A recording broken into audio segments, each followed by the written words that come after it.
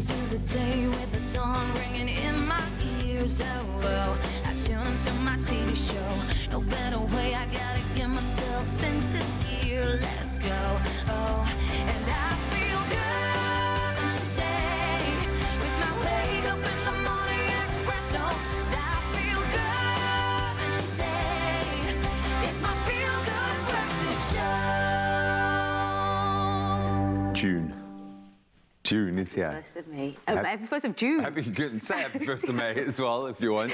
But it is June. It is June. People are going to laugh at you. Can't believe, where is this year gone? It is so crazy. Welcome to it. Thank you so much for tuning in and choosing to be here. It's a new tune for June. That's what it's going to be today. Is that it? No, it's not really a thing. I love it. Okay. But it's so good to have you in our company. Thank you so much for connecting. Absolutely. My name is Jamie Lee Domberg, and yes, we are all about the kids and their health this morning. From exploring COVID-19 in kids with pediatrician and allergy specialist Professor Claudia Gray is here to bring awareness on World Club Foot Day, which is something I've never heard before, so I'm interested to hear about their conversation. A lot of parents, something that I empathize a huge amount with parents that are going through that process, but there are treatments available at the moment. We've come a very far way, but I imagine a very difficult subject to broach for any parent, so please stay tuned for that. And likewise, we really are talking to the parents this morning, as Purity have now also launched their Journey Journal app, which sounds amazing. It's an app it's got a whole host of features, including 24/7 medical assistance, which is amazing, expert tips, and even a milestone tracker. And those are so cool. I use something similar, have used something similar with Georgia, and it's so nice to get a heads up to say, like, your child's about to go through a leap, they're going to change, something's going to happen, you're not going to sleep tonight. They are about to have tantrums now, and go. They go crazy. Absolutely beautiful stuff, but a real resource there for parents as well. So it's about the kids, it's about the folks, and it's about you. And I'm now imagining if my top and your top had to get together, they would create his top. Good morning, Raul. I like that. Well played, G. Good morning, you beautiful souls. My name's Raul Demoni, and thank you so much for joining us on this Tuesday. It's Tuesday, of course, and we're choosing to spend it with you. And of course, it's the 1st of June. Yeah, winter is, I guess, officially here. And I'm definitely feeling it, though. But obviously, the show you can see today is themed all around kids. And I think the parents are going to love this one. And that's why we're asking you the social media question this morning. And what's the craziest and funniest way that you've maybe made your kids eat something they didn't like? And I'm assuming a lot of the time that's going to be vegetables. So let us know on our social media channels. Have you done something crazy to get your kids to finish their veg? Maybe you coated it in chocolate, or you hid it amongst some other food. I don't know. Let's see what you guys have done and what crazy things you got up to with the kids. While you start typing, let's find out what's happening first up in the news.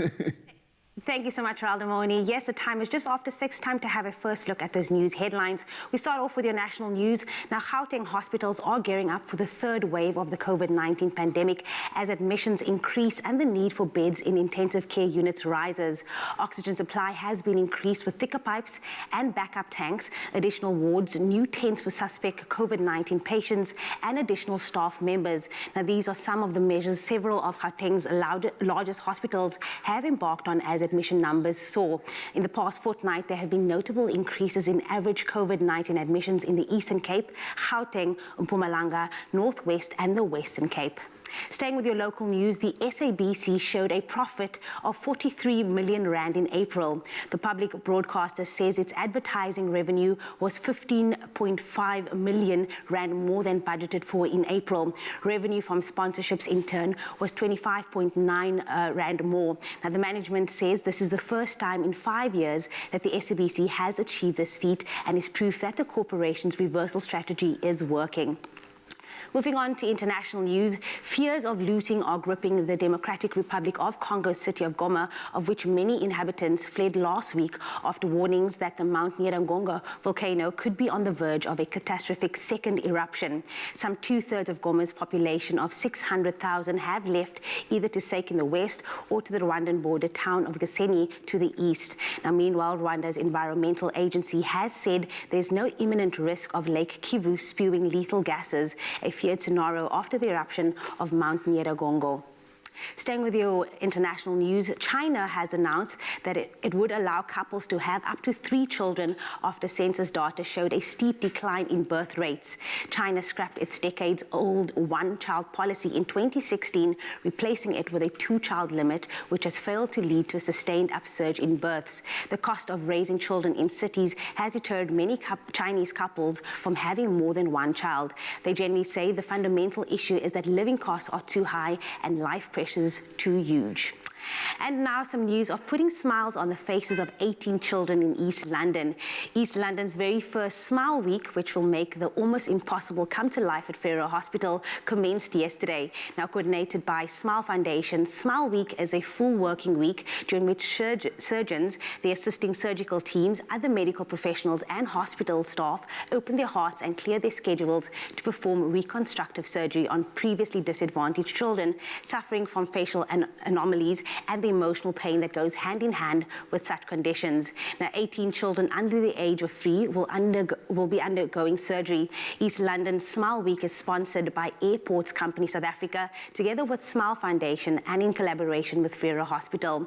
Smile Foundation's acting CEO, Moira Hertz, expressed her deepest gratitude to the kind and generous decision makers of the Airports Company and to the unbelievable team of dedicated, compassionate surgeons, medical professionals and hospital staff, and she added, and I quote, "You will not only be giving 18 children life-changing surgery and the chance of normal social development, but you will also be granting 18 families the gift of joy, hope, and emotional healing." Well, that is where I leave your 6 o'clock news. Here's a first look at the sports headline. Here's G. Insurance specifically designed for fearless women. Thanks so much, Jamie, and welcome once again. My name is Graham Richards. Let's delve into our sporting headlines. University of Pretoria beat the University of Cape Town 34-27 at the Tuck Stadium in Pretoria to be crowned Varsity Cup champions for a 4th time. Tuks previously won the competitions in 2012, 2013 and 2017. The Ike Tigers came into the final as the log leaders on a 9-match winning streak, but Tuks survived a second-half fight back to clinch the title at home, so congratulations all round. Then on to tennis, and quite a dramatic story. World number 2 Naomi Osaka has withdrawn officially from the French Open after her decision to boycott all media activity at the event. The 23-year-old Japanese tennis star said she would not speak to the media at Roland Garros to protect her mental health. On Sunday, Grand Slam organizers said she could face expulsion from the tournament as a result. Osaka revealed that she had long suffered long bouts of depression since winning her first Grand Slam title in 2018 and will now take some time away from the court. While staying with action on the court, 20-time Grand Slam winner Roger Federer eased past Uzbekistan's Denis Istomin in round 1 of the French Open. The 39-year-old Swiss, who had not competed at Roland Garros since 2019, saw off Istomin in straight sets, 6-2, 6-4, 6-3. This was Federer's first match at a major in 16 months after his knee injury. He'll face Croatian tennis player Marin Cilic in round 2. We'll touch on those headlines again in about an hour or so. Right now, let's see how the skies are looking apart in your part of this beautiful country and get a take on the weather.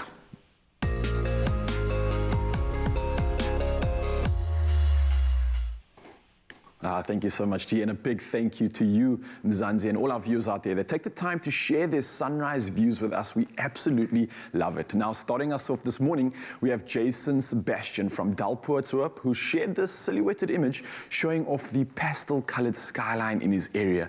Now, is that not just beauty in itself? And then another one coming through, we've absolutely spoiled this morning, by Myra Scarola from Belito, who shared this beautiful view of a burnt orange sky overlooking the ocean. Now, if you'd like to share your sunrise view with us, just head over to the Expresso Facebook page to share your photo and location. And while we're enjoying and experiencing some sunrise from your part of South Africa, we do have some international viewers tuning on both YouTube and the Africa channel in the USA. Now, this morning we find out a little bit more about Madrid, which is the capital and most populous city of Spain. Now, Madrid is also the political, economic and cultural city of the country.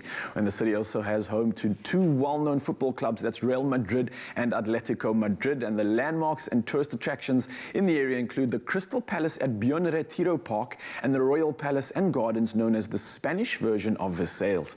Now, today you can expect a couple of morning showers and a thunderstorm, which is clearing at the time of when the sun comes out, and the clouds can also see being progressed right throughout that day. But you will experience a maximum of 27 degrees Celsius, as that will be your forecast maximum for the day. Now, next up, news of an earthquake in the Northern Cape. Now, the Council for Geoscience has confirmed that it recorded an earthquake in the Northern Cape yesterday.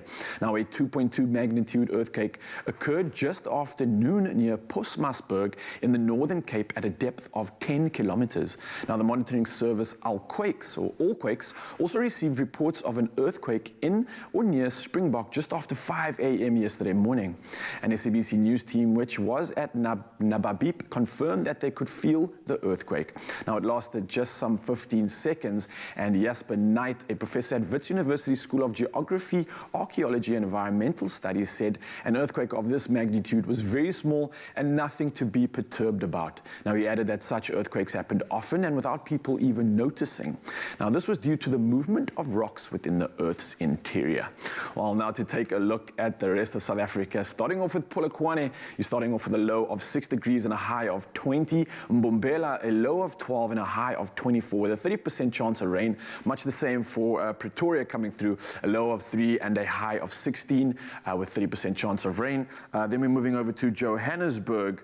We're starting off with a low of 2 and a high of 14 with 30% chance of rain. Mahikeng, a very cold starting point of 0 degrees, moving to a high of 18. Klerksdorp, very similar, a low of 0 degrees and a high of 16. Kimberley, also starting off on a very low 1 degree and a high of 16 degrees. Bloemfontein, a high of 16 and a low of 2 degrees Celsius. Now, a little bit warmer in Richards Bay, but it is wetter with a low of 14 and a high of 24 with 60% chance of rain coming through there. Pietermaritzburg, very much the same, 60% chance of rain, a high of 17 and a low of 6. Durban, a low of 14 and a high of 20 degrees. Mthatha, starting off with 6, moving all the way through to 11 degrees Celsius with 80% chance of rain coming through there. And much like the rest of the region, East London, a low of 13 and a high of 18 degrees with 80% chance of rain. Cradock seems to be less wet, a low of 6 and a high of 16 degrees. Berga, a low of 12 and a high of 19 degrees with 60% chance of rain coming through there too.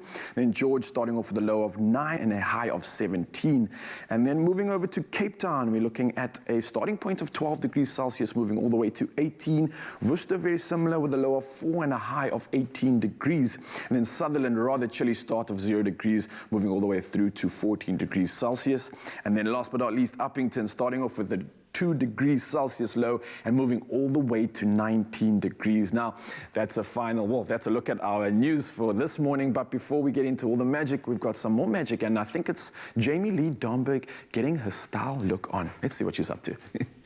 Oh, yes, Mr. Aldemone. Now, there's a saying that goes, if the shoe fits, you wear it. But what do you do when you have, a few pairs that fit, but aren't sure which one to wear? Well, this is where you guys come in. You turn to the people who knows best. So today I'm asking you to help me choose which shoes to wear. Okay, so sneakers are a huge trend at the moment, and we have these color block ones with a chunky rubber sole. You can see they have some faux leather inserts, a very soft lace up, and I think this will get me some street credit. My sneaker game will be on point, but of course the decision is up to you. And then I also love these lace boots that we have over there. They're chic, they're edgy, modern, and perfect for winter. I mean, they could transform any outfit and you just make it memorable. I'm hyping both of these up. I don't know, both of them is definitely my vibe. I like to be chic and I like to be trendy. But ultimately, the decision is up to you. So please let us know which pair you'd love to see me in the most. Head on over to the Expresso social media pages and comment on the poll post. I will wear the winning pair for the duration of today's show. And speaking of today's show, we have an amazing guest called Darren Govender. He's going to be coming up shortly. So you stick around for that right here on your Feel Good Breakfast Show. Oh, you can make my day.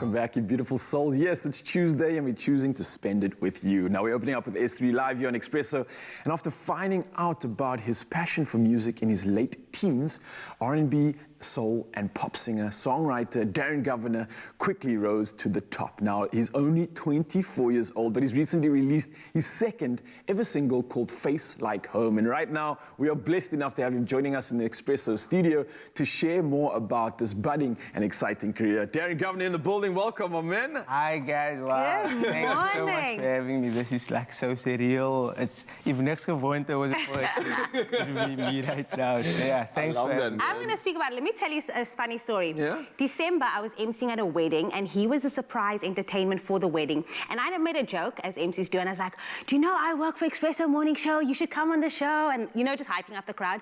And I said, you know what? You have such a unique voice. People need to hear you. 6 months later, here you're sitting. Obviously, it didn't take you 6 months to get to this couch. It took you a long year, 24 years old. It was just your birthday. Tell us a bit more about your musical journey and your career.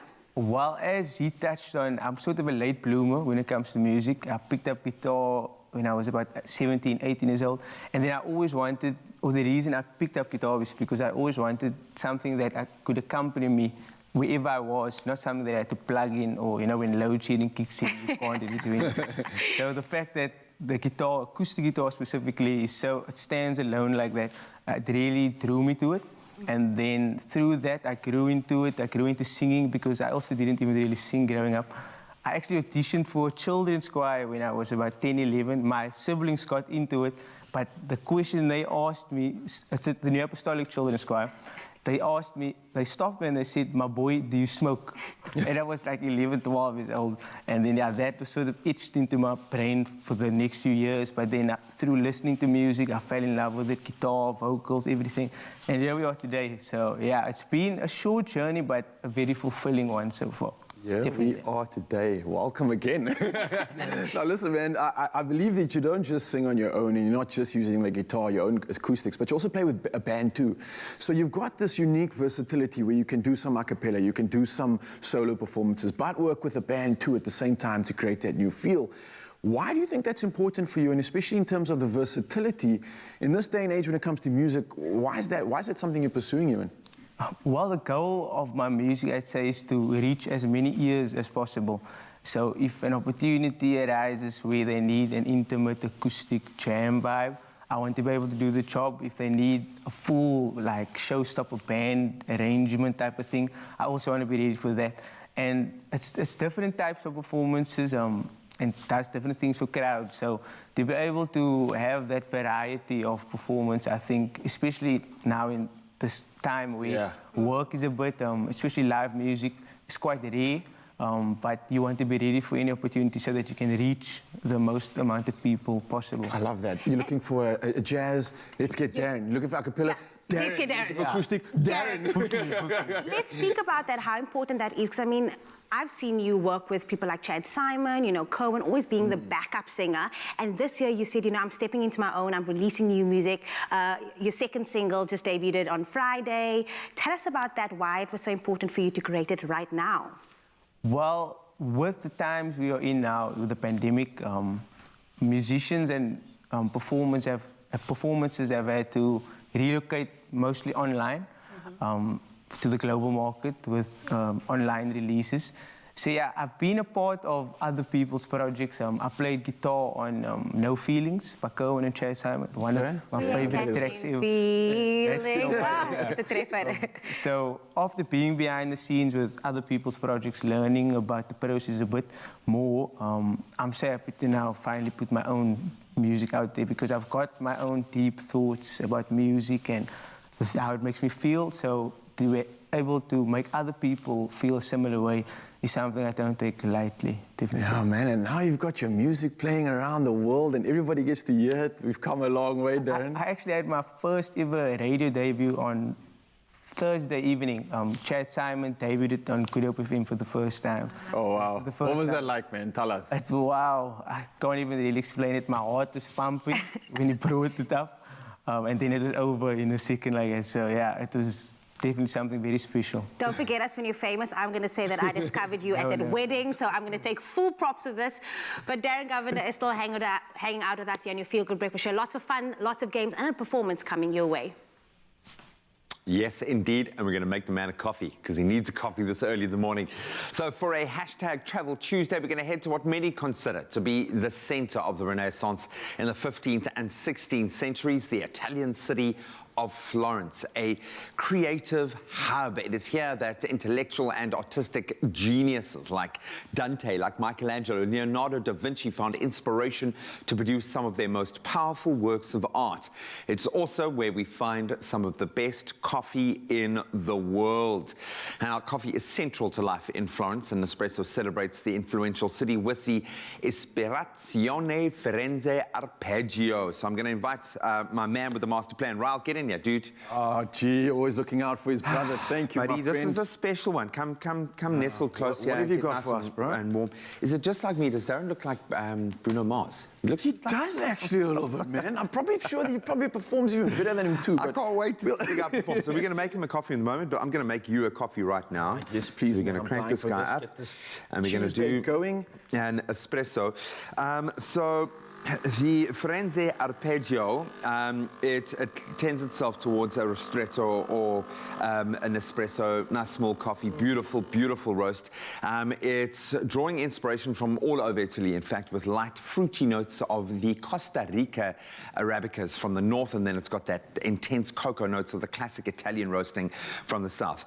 I love the aroma. I love the Italian roast. This has got cocoa notes. Oh, that's bold, gee. Bold, hey? Bold indeed, man. I'm Bold getting a little, this morning. It's bold. little bit of bitterness to it, I'm not going to lie, but at the same time, the cream on top is so good. It's got a creaminess. I'm getting a bit of, and correct me if I'm wrong here, would cocoa make sense in this? Yeah, completely. So we've had like the higher acidity of like the La Completas and those that have the fermenting process. I think what marks the Italian coffees is that boldness, that deep cocoa flavor. It's not chocolate. It's kind of got a roastiness to it. 100% was going to say that roastiness, that richness is coming through. That's all from the south. Oh, it's not only just warming the heart, it's warming the belly, it's warming the soul, you know. That one's for I think we've got to prep another one for our special guest. Okay, I'll make Surely, mine. Bring man. Darren in here. You can have Darren, that where one. you at, brother? Where are you? Our young Bruno Mars in the building, my man. Grab one of these for you. Actually, I'm not the first person who's drawn that comparison that you look like Bruno Mars. I've heard it over the past few years. Definitely good about that. But I could only wish I was here. I was looking at Face Like Home, looking at the awesome album cover, and it really is on point. I was like, hey, man, this kid's got it. He's got the look, man.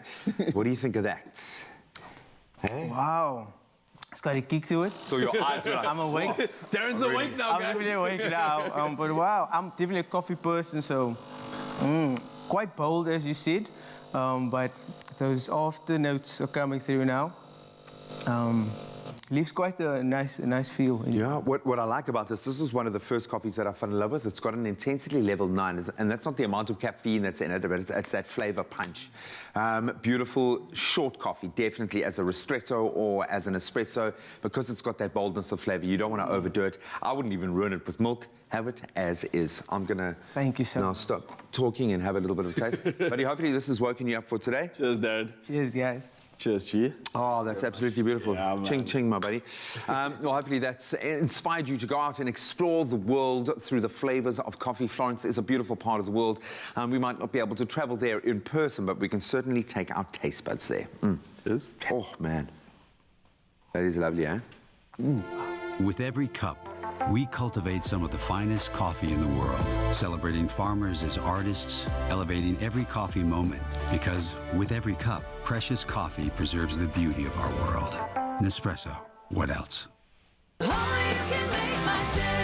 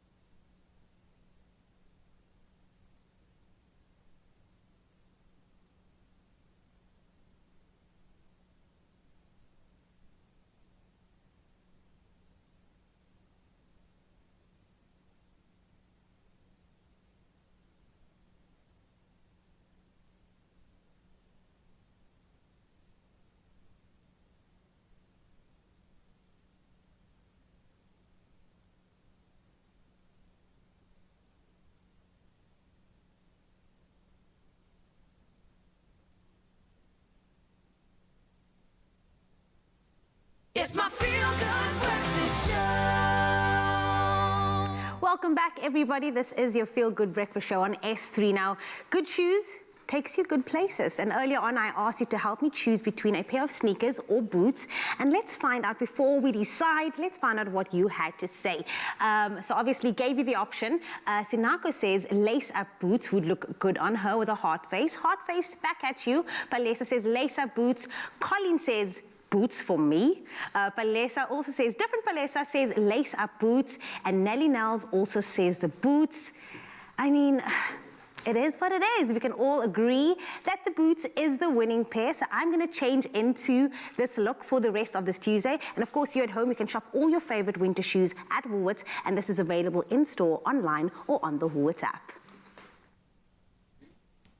It's that time of the morning where we now put the spotlight on our ladies, because very heavy periods, also known as menorrhagia, can affect women at any point in their lives, but are especially common in women who are menopausal.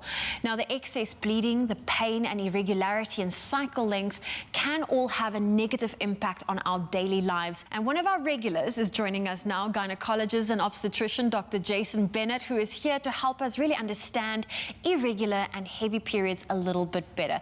Jason, it's so good to have you back. Thanks for having me. I feel like every week when we have these discussions, I learn something new about my own body, and I'm hoping our viewers at home will do the same. I'm so pleased. And you know, what we want to know is, how do you identify the difference between an irregular period and just a heavy period? So yeah, good question. So an irregular period is one that doesn't occur when it's supposed to. And what we normally say is a period that occurs more frequently, so less than 21 days is abnormal, or a period that occurs less frequently, more than 35 days. A heavy period, we say, is anyone who has to change their tampon or their pad every 2 hours. But then any woman who feels that their period is heavier than normal, we consider as a heavy period or heavy menstrual bleeding. What should you do in that event that is now considered abnormal? What are some of the causes, or should I rather say, what should we be looking out for to realize, hang on, we need medical intervention here? A lot of the time there is no cause, and there are a lot of things we can do about it, but sometimes there is a cause, and some of those causes are a polyp. So a polyp is a small or funny little growth of the lining of the uterus that can cause quite heavy bleeding. Fibroids, we've chatted about that before. It's a non-cancerous growth of the muscle of the uterus that can really increase the amount of bleeding that you get every month. So some of the risks of having a heavy period is that every month you're going to be bleeding more than the previous month.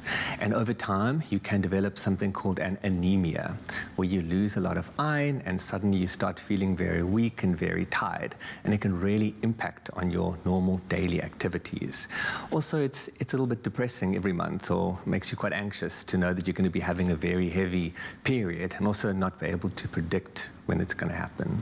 I can imagine, you know, the anxiety that must produce, because so often you plan certain activities around that time of the month. What is it about a woman's body approaching menopause that leads to that? So menopause is quite a big stage in any woman's life. It's a transition from where she was able to have babies and reproduce to now where she is unable to, or she no longer has periods. And there is a transitional period, and it can last up to 4 years.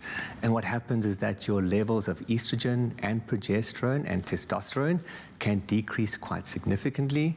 And a woman will notice irregular periods. She may notice that she has hot flushes and night sweats, and a dry vagina, and also decreased sexual desire or decreased drive. And I know today we were talking about irregular and heavy periods. What kind of treatments are available for that right now? So it depends on the cause of the heavy periods and the irregular periods. A lot of the time there isn't any cause. If there is a cause, we can identify it and treat it. And we can also go ahead and use some hormonal treatments to decrease your heavy and irregular periods. There are new certain devices that we can insert inside the uterus, and that can release small amounts of hormones over a long period of time, and your periods will actually stop or become very small. For the more severe cases, we can actually burn the lining of the uterus to try and stop you from having a period. And then right at the end is hysterectomy. So hysterectomy is when we remove the whole uterus. Thank you, Dr. Jason Bennett, for joining us this morning. Thanks for having me again. Well, ladies, there you have it. We do not have to suffer anymore because a painful period can interfere with our day-to-day life, especially when it is abnormally heavy. Brufen is there to help relieve the back and muscle cramping pain, making life during that time of the month even more manageable. Targets pain caused by menstrual cramps. Brufen works where it hurts. Thank you so much, Zoe, for that conversation, because ladies, we know this. We know that when you're on your period, you more than often avoid any physical activities, and this is completely understandable. I get you, girl. But studies have shown that during lighter menstrual days, moderate intensity exercises and even yoga can be beneficial. So working out on your period can help to reduce bloating, minimize the pain of cramping, boost your mood, and also improve energy levels. And Mr. Raul Demone is going to be taking us through a workout to help us ease those pain. And you know what? I'm not even joking that for some reason when I am on my period, and this is weird to say it out loud, I feel like I'm stronger. I'm able to lift heavier weights. I just feel much better when I am training on period. That's so true, right? and that's normal, especially during the different phases of the period. We have more bloated effects. We have more pain. I like how you say we. Like, we share this common I'm thing. inclusive, okay? So there's pain, obviously, there's the bloated effects, and then there's also a period where hormonal changes are taking place, and you can actually capitalize on that because with that comes an increased amount of strength. So when you really get specific, and if you're even an athlete, you can sometimes use this to your advantage.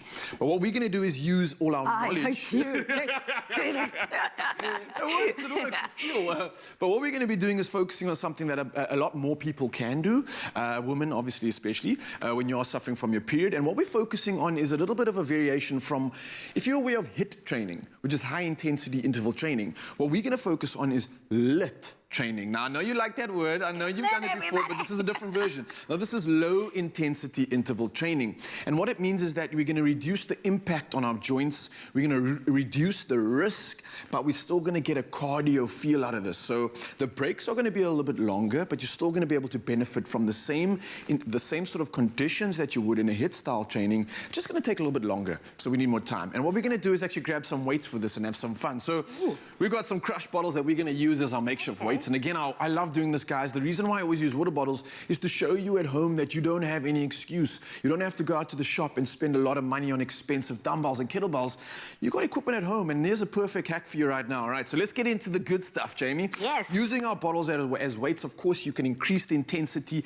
depending on your strength. Remember, though, we're going for a minute long on these exercises. Normally, it's 30 seconds intensity, 15 seconds off. This is a minute on and 30 seconds to a minute off as well. All right, you ready for this? So we're starting with something cool. It's a curtsy squat. You guys might be used to it, but we'll start off with a curtsy squat. Let's just break it down, all right? So curtsy squat is just stepping to the side, coming back up, and then rolling over to the other end. But we're going to start lifting up our weights to the side as we do that. So we're going to continue to get some stimulation, and although it's not an intense exercise, it's an effective one because we're using our glutes as well as our shoulders and our delts for this one. So we're getting more stimulation. We are getting the blood to flow up and down, both to the bottom and the top halves of the body, and that of course is going to give us the stimulation that we're looking for in this exercise. And a minute on. And you can still think of chocolate while you're doing it, because that's what we do. That That's can what we be do your when we're on our reward. period. We think of all the yummy things we get to do. All right, so that's a nice compound movement which involves a lot of the body as well. Now we're going to focus on something that involves more balance and stability. It'll help with the core, it'll help with the glutes as well, and again the upper body, a little bit of the biceps and the back too. So we're going to balance on one leg to start this one off. Already proprioception means that we're going to need to focus, all right? Stabilizers are coming into play. Now I want you to try and kick your leg in the air back as far as you can while keeping your spine nice and neutral. The weights will drop down to the ground. Beautiful position there, Jamie. See if you can keep this at home, guys. The more solid, the better. And now in this position, you want to raise your dumbbells, your kettlebells, whatever weight you have, all the way up, squeezing and then lifting it straight back down to the ground. And control this movement while you can. You want to go for 30 seconds of each side. So you're going to split this one up for the total minute. and that'll give you a killer workout. How's that feel? Ooh. Burns the glutes, yeah? Burning. Hello, hi. Yeah, man, feeling that one too. Now, here's a cool one as well. Again, we're going to be efficient in our movements using both upper and lower body. So you guys are all used to a squat, of course, getting the glutes nice and far back, knees not too far over the toes, although if your knees are over your toes, it's not a bad thing. A lot of people do that. Just try focus on accentuating the glutes and getting them to really kick back. Now, from the squatted position, I'm nice and low, the weight's hanging on the ground. As I'm raising my squat up into the air, I'm also raising the weights up and doing a high pull. This is going to work those shoulders and delts now. I don't know if you feel that at all. Yeah.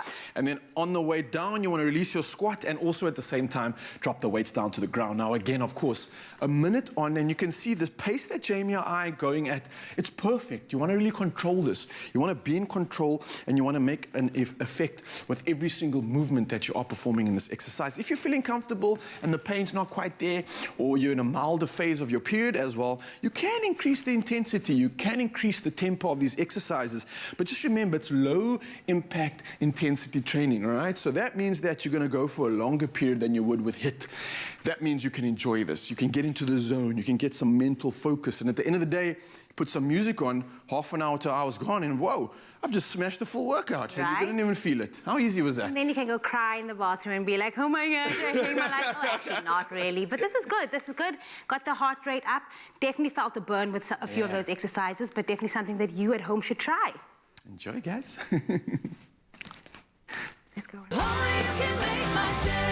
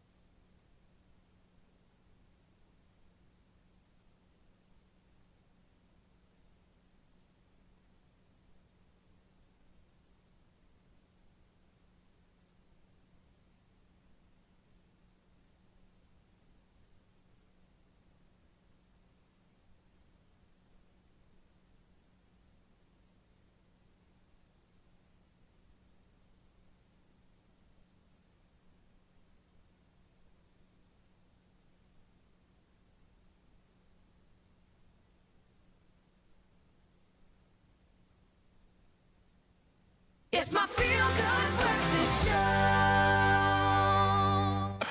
Welcome back. You're live with Expresso, and we're going to have a little bit of fun this morning. We've been really enjoying getting to know a brilliant young man by the name of Darren Govender. His star is on the rise, and this morning we're going to put him to the test. Before his performances, we're going to have a little bit of fun and games as we play a round of music match. Dun, dun, dun.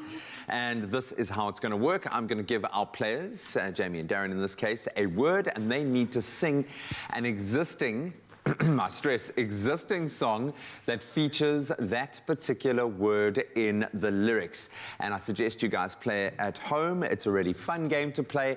And the words this morning are quite challenging, okay? But I really think that most of you will know a song with one of these words in it. So I just need a line of that song. I don't need the whole song. You don't look nervous at all, Darren. I love music, so yeah, come at me. No pressure. Are you nervous now? Because he seems so quiet. I'm just taking credit, because if he blows up, I met him at the wedding, and exactly. You were where it all began. Whatever happens now, I'm just taking full credit for this. If you want me at a music match, I'll be like the guy that I. But you're going to help me here, because she is prone to make up gospel songs. Okay. I'm on the lookout. Okay, so just you and I are in this together. No, good luck, guys. We're going to enjoy it. We're going to have a lot of fun.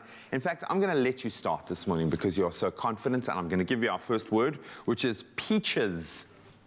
I got my peaches up in Georgia. I get my from California.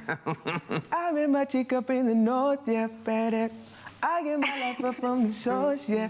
Let me stop there before I run it. Yeah, I know. Problematic Yeah, word. sense of the whole breakfast show this morning. I think I did well. Nice start. No, you did very well, man. That was the radio version. I like it. Thank you so much for that. I Well created done. this, everybody. She was there. She was there at the very beginning. All right, baby. Baby, baby, baby, oh, like baby, baby, baby, oh. And Justin's doing well again, eh? Yeah, no, he's coming doing up. well again, man. He's coming up, he's Anyone? coming up. Beautiful song. All right, Sunday. That's why I'm easy. I'm easy like a Sunday morning. That's what I'll give you for others. That was beautiful, man. Hey, you are easy like a Sunday morning, man. That was beautiful. Rain. Rain. Rain. Rain, rain, go away. Come again another day. No. Rain, rain. I'm a mom, guys. Like, that's the first thing that came to my mind. It looked like you were about to make up a song. I was waiting for it. I was close. Waiting for the gospel tune to come in. Very, very good. Okay. Home. Home. Isn't it that Michael Bublé song? Another summer day has come and gone away in Paris or Rome, but I wanna go home. Hey! Home. Beautiful, man. You put your own flavor on it. Hey, man, he's got like an encyclopedic knowledge. I love that. All right, here's one for you. Yes. You. You. You. You are so beautiful Thanks. to me. Thank you, man. Can't you see? Thank you. You're doing well this morning, eh? Yeah, man, the workout did you wonders. All right, here's one that's very apt for the show this morning. Good morning. I say good morning to the world out there. Sambo Nani Bo and Johnny out there. Much love, Mikasa. Yeah, man. Oh, starting Beautiful. a band. Beautiful. All right. We're here. We're doing it. It's work. Work. Work, work, work, work, work. beautiful. Send me out to work, work, work, work, work. And send me na na na na na. With the And send me things na on the sa side sa and the sa sa stuff sa. Those are the words. Things on the side with the Ra, something in the ra, middle. ra. Zabada. I'll give it to you. I'll give it to you. That was lovely. Oh, dude, this is what we shared together. Okay. Coffee. Coffee. You're the coffee that I need in the morning. You're my sunshine in the rain when it's pouring. Won't you give yourself to me? Give it all. Wow. Yeah. See, this is a man who sings to himself in the shower. No one knows this much music without singing all the time to themselves. Beautiful. A last one here. Milk. Milk. Milk, milk, milk. My milkshake brings all the boys to the yard. Yay! It's better than yours. Beautiful, man. Beautiful. I don't know if this has ever happened. You were great this morning. You were superb. Okay, he's obviously a slightly better singer, okay? Just slightly. a little bit, okay. You did so well this morning. I'm going to call it a draw. For the I'll take first that. time ever, I'll take can we get a resounding round of applause for both of our competitors today? Buddy, you've made me so excited to hear you actually perform your stuff this morning. Thank you, sir. We are so privileged to have you here. You look just like Bruno Mars. You sound a little bit like Bruno Mars. It is so cool to have you in studio, buddy. Thanks for playing along. Well done, girl. Yes, so leave the door Smashed it. open on your Feel Good Breakfast show because Darren Governor is still hanging out, Is that with another us. song? I'm gonna leave the door. Bruno Mars, hi. Hi.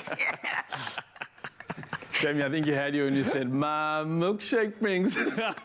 Well, look, it is World Milk Day, though, and there's no better way to celebrate than with a mouth-watering spicy corn curry to show the versatility of this incredible product. Now, the day is aimed at creating awareness around the importance of milk as a global food, and with the superior quality of Clover fresh milk, you can be sure that you're giving your family nothing but the best. And here to show us how to put the best together is Teresa in the building. How are you doing? Good, and you? Yeah, so good to see you after venturing through the market this Yes, weekend. It was saw you on nice the to weekend.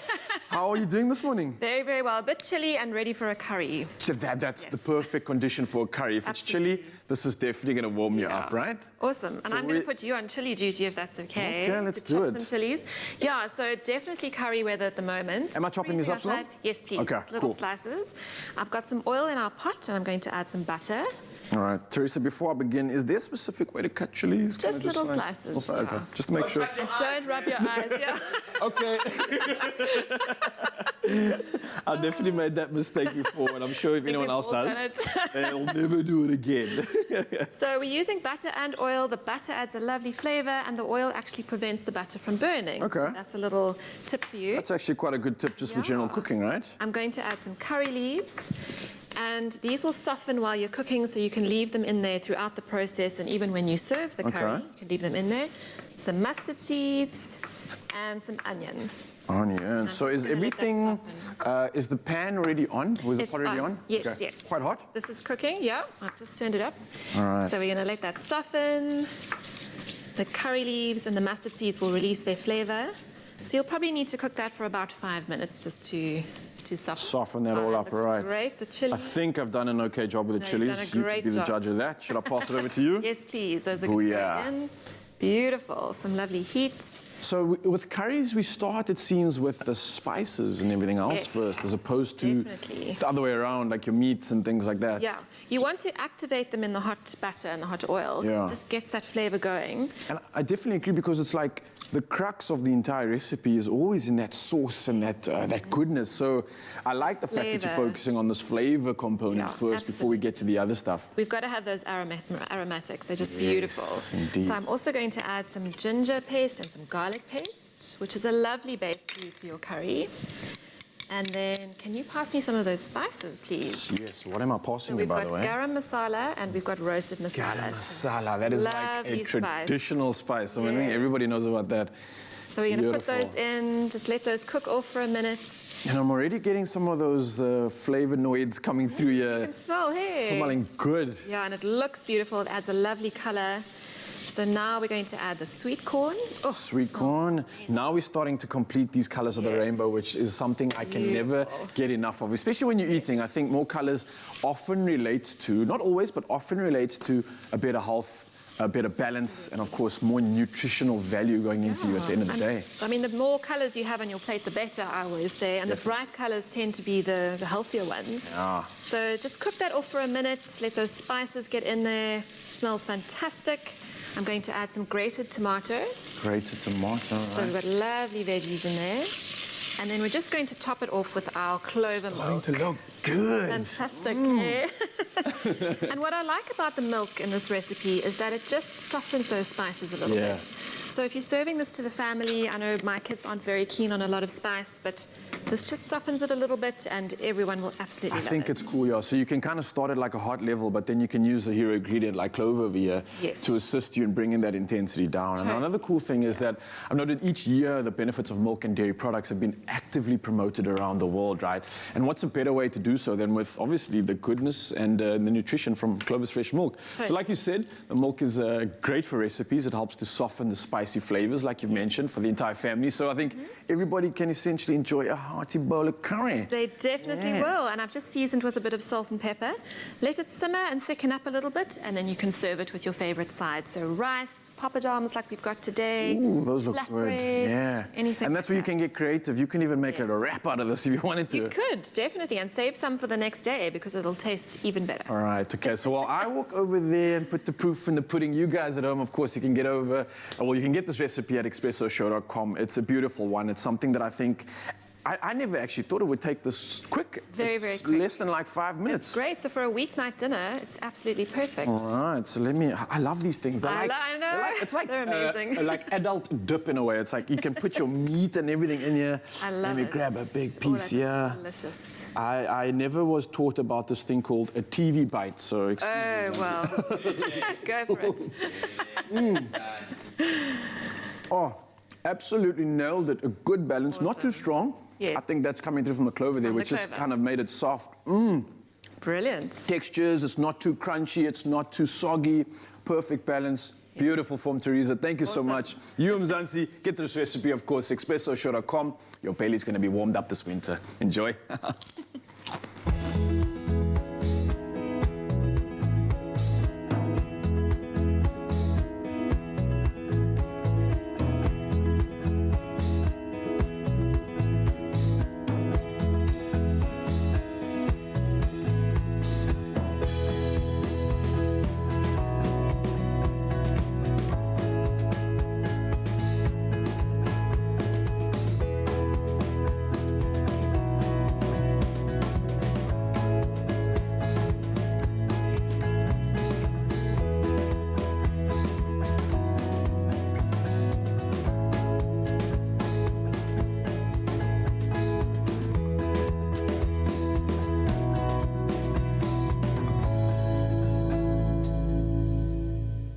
Made with love by Clover.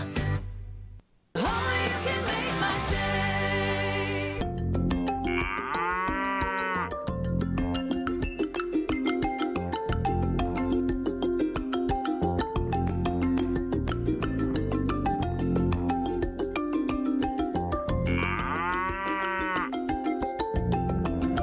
Made with love by Clover.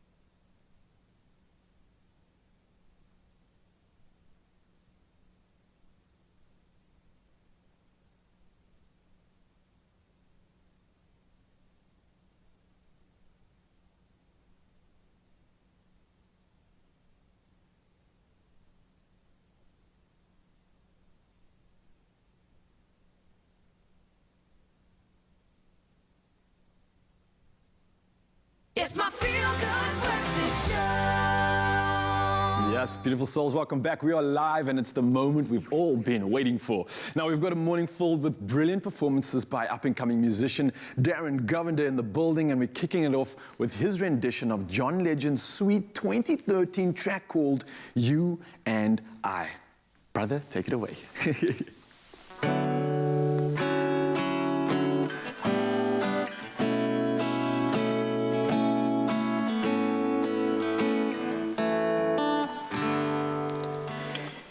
Fix your makeup just so. Guess you don't know you're beautiful. Try on every dress that you own. You will find in my eyes a half hour ago. If your mirror won't make it any clearer, I'll be the one to let you know.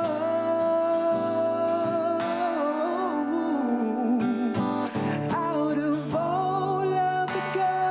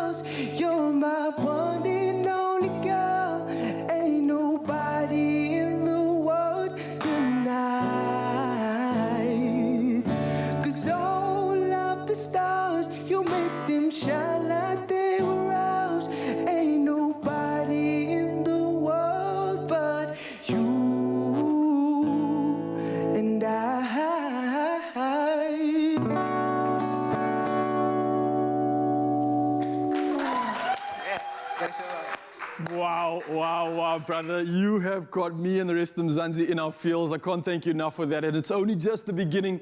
Don't go anywhere. Darren Governor is going to be coming back at us with 2 more performances. And if that's anything to go by, stick around. You better be prepared for some more. See you soon. And on that note, it's time for your 7 o'clock news update. We start with your national news. Now, Basic Education Minister Angie Motshekga has published the new 2022 calendar for South African public schools. The calendar will see the country's inland provinces officially begin the school year on the 12th of January and conclude on the 14th of December. This equates to 199 actual school days across the 4 terms, including their holidays. Now, the coastal cluster of schools will start a week later on the 19th of January and conclude on the 14th of December, with the extra days made up through slightly longer terms throughout the year. Staying with your local news, Gauteng hospitals are gearing up for the 3rd wave of the COVID-19 pandemic as admissions increase and the need for beds in intensive care units rises. Oxygen supply has been increased with thicker pipes and backup tanks, additional wards, new tents for suspect COVID-19 patients, and additional staff members. Now, these are some of the measures several of Gauteng's largest hospitals have embarked on as admission numbers soar. In the past fortnight, there have been notable increases in average COVID-19 admissions in the Eastern Cape, Gauteng, Mpumalanga, Northwest, and the Western Cape.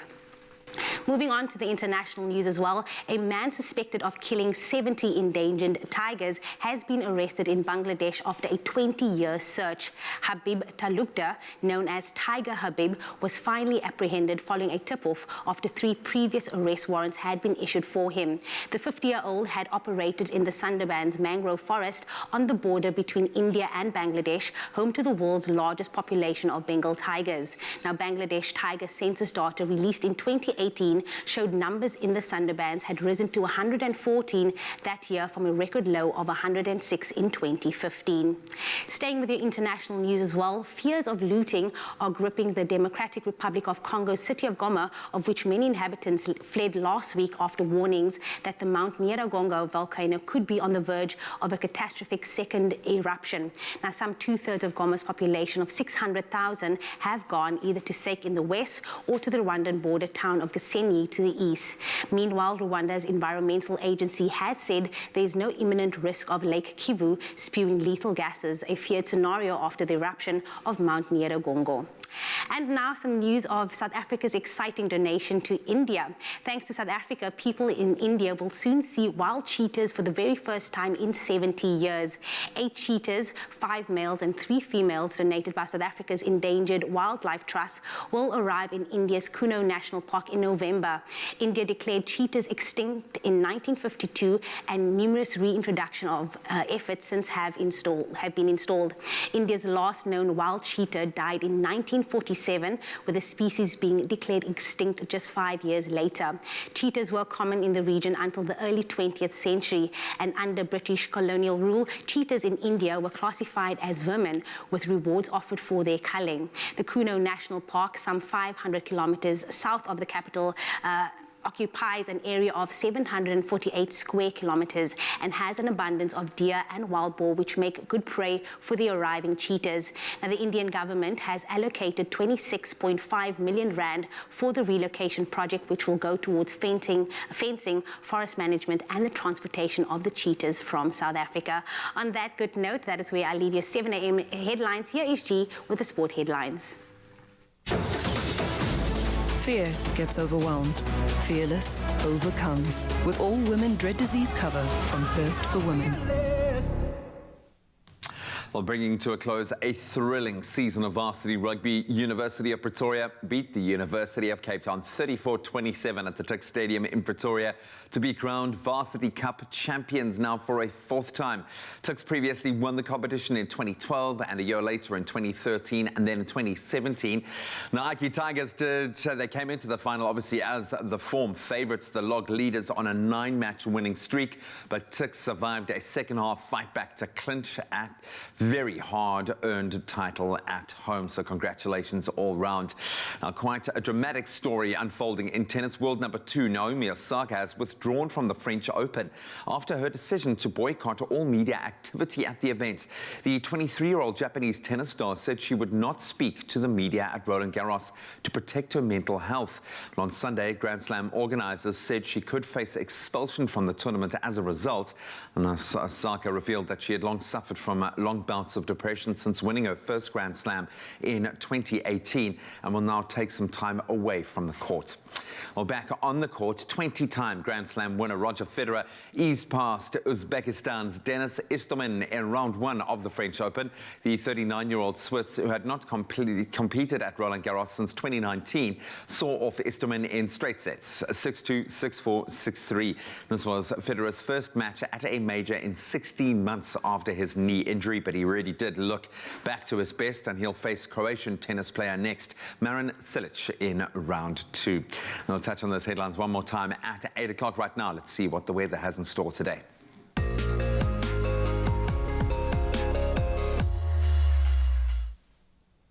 Thank you so much, G. Now, to take a look at the 7 o'clock weather roundup. Now, another thank you must go out to all our viewers that take the time to share their sunrise views with us.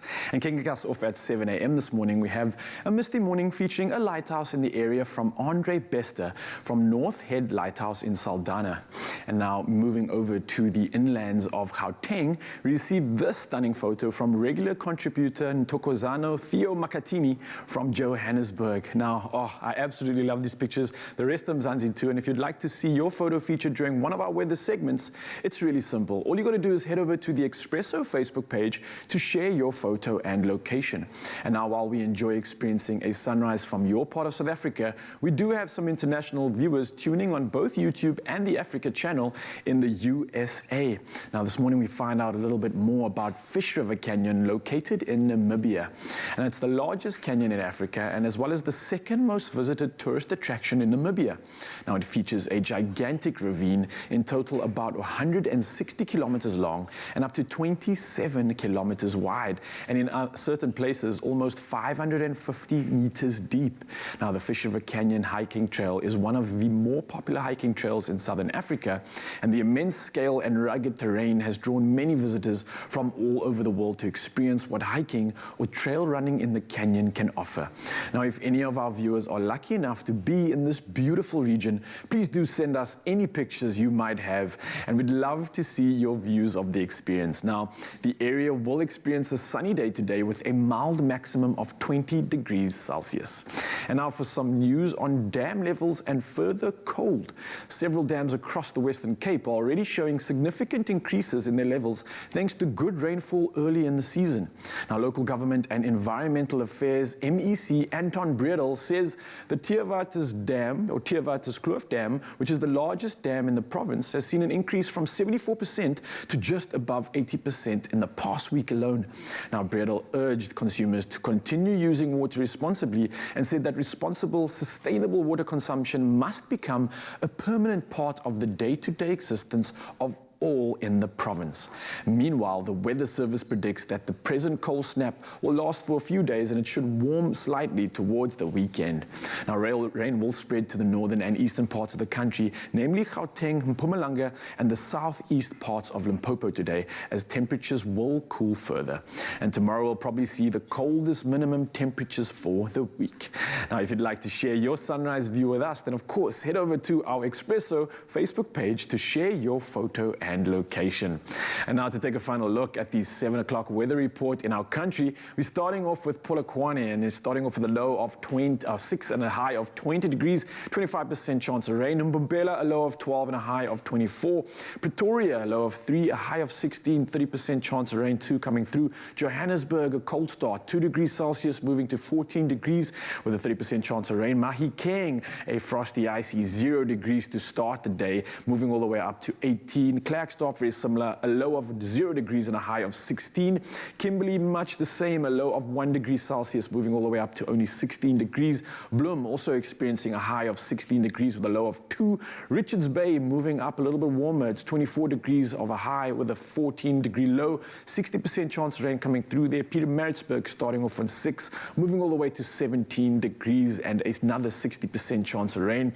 Durban a little bit sunnier with a low of 14 and a high of 20 degrees. Mthatha looks like some rain coming through, 80% chance with a low of 6 and a high of 11. East London starting off on 13 degrees, moving all the way to 18, but some rain expected with 80% chance coming through. Cradock, a low of 6 and a high of 16. Gqeberha, a low of 12 and a high of 19 with 60% chance of rain coming through there. Georgia, low of 9 and a high of 17. Cape Town, we're starting off on 12 degrees, moving all the way over to 18. And then Worcester, very similar, a low of 4 and a high of 18 degrees. Sutherland, not much rain coming through, but very cold indeed, starting off at 0 degrees, moving all the way through to 14. And last but not least, Uppington, starting off with a chilly 2 degrees Celsius and moving all the way through to 19, but sun can be expected for your day. Now that's a roundup of our 7 a.m. weather. Let's look at the rest of the day. We've got magic lined up for you. Don't go anywhere. Yes, that magic is going to happen in the kitchen. Actually, we asked on social media this morning, what is the funniest way you've gotten your kids to eat something healthy or something that they did not like? And I can't wait to hear. Let me find out by you. Dad of 2, I'm sure you have so many tips. It's not necessarily like bribery we use a lot. Obviously, bribery is a big thing with parenting, but it's music, funnily enough. Music? Yeah, so I've sung many times the eggy, can't you see? There was also the easy peasy, mac and cheesy, easy peasy. So like a little bit of music helps. You've got to make it an event and a fun thing. And you? You're such a cool dad. I put yogurt over everything. Luke will eat broccoli and yogurt. Really? Yeah. I'll give him 1 spoon of yogurt and then I'll swap with the broccoli and he'll be like, oh, what is this? So you lie to your child, you trick him. Do you know what? Whatever gets the broccoli inside, 100%, girl. it's good. I feel you. So let's see what our amazing viewers have said this morning. And poor Mokhale is saying, I once told my son that even John Cena eats peanut butter. He couldn't even swallow it. Even now, he's 21. That's because John Cena couldn't see the peanut butter. That is why, you know. Deneo says, after eating this food, we're going to jump into a taxi. Good morning, fam. I don't understand. I don't know. Deneo? Please explain to us. You're going to have to send another message and explain. 5 extra points. Then Natalie Kavashni Africa Gianchi saying, my 5-year-old daughter loves long hair and I would tell her her hair will grow long if she eats her veggies or takes her meds, and she does it with no hassle. Wow. Well, you're not really lying. Your hair will grow. Eat vegetables. Oh, you can see Carl's just been lied to about food. Lied to.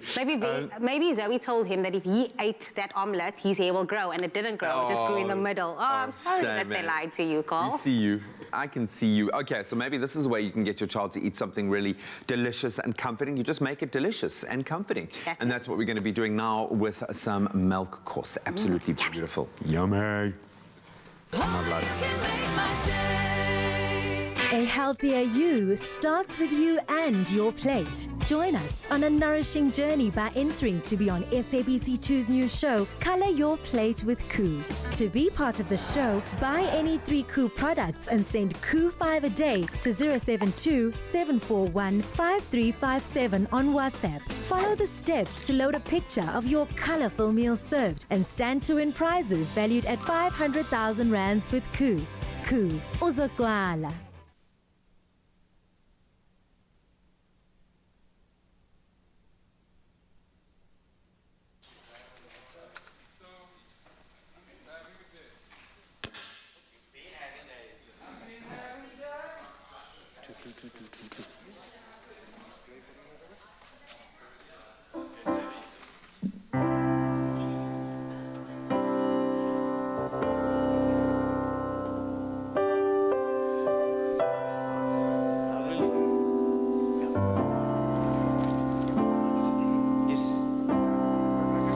You are like a dream to me.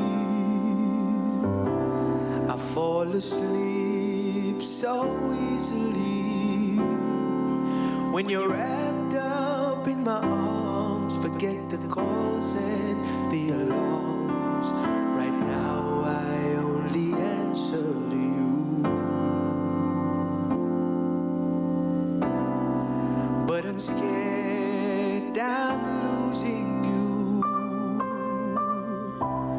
My smart mind don't know what to do. I ask you for more, we both end up sore. Do you really want to do this again? You only ask me to stay when I say I'm leaving.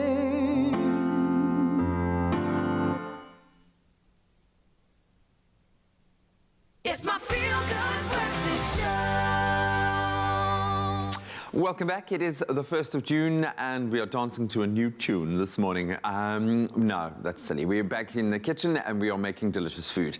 And if you don't know what milk course is, you want to stay tuned for this one, especially if you love pancakes or you like milk tart and you're in need of comfort from the inside out. It's a warm, comfort winter dessert that is I think the perfect dish to make in honor of World Milk Day. And Teresa joins us this morning to show us a spicy twist to the South African winter favorite. I could feel eyes rolling, as I said, if you don't know what milk course is. And there, I would imagine there are a lot of tunnies out there going, what? Yeah. What? But Jamie actually didn't know what milk course was originally. Yeah, not everyone grew up with it. I think most South Africans will know, but it's not everyone. We used to have it for breakfast at boarding school. So I kind of think it's a porridge, but it's not really a porridge. It's more of it's like a dessert. Yeah. I mean, milk is the main ingredient, definitely more of a dessert. And we've got beautiful spices, we've got orange, so it's going to be delicious. I've got no utensils and a thing of butter. These are your utensils These today. are my utensils. Yes, I'm empowered this morning. Okay, well, you tell me when I need to do what I need to do. Yes, you can start actually. Okay, so you've got some flour there. You're going to add a little bit of salt. Okay, all of this or just a pinch? Just a pinch is fine, and then you've got some butter. And you're going to use your fingertips just to rub that butter into the flour. Okay. And you're going to do that until it looks like breadcrumbs. Okay. So that's what you're going for. So you're just going to rub away. So basically the messiest thing that you could think of me doing. Yeah, no, it's actually, I thought it would be perfect for you. Yeah, no, it's actually not too bad. And obviously make sure that your butter is like room temperature. Room temperature is a bit or easier, close to, yeah. It's going to help you out. Okay, so what are you doing there? I am peeling some of this skin off the orange. So I've got some milk in our pot, which I'm heating up. I'm going to put this orange peel in.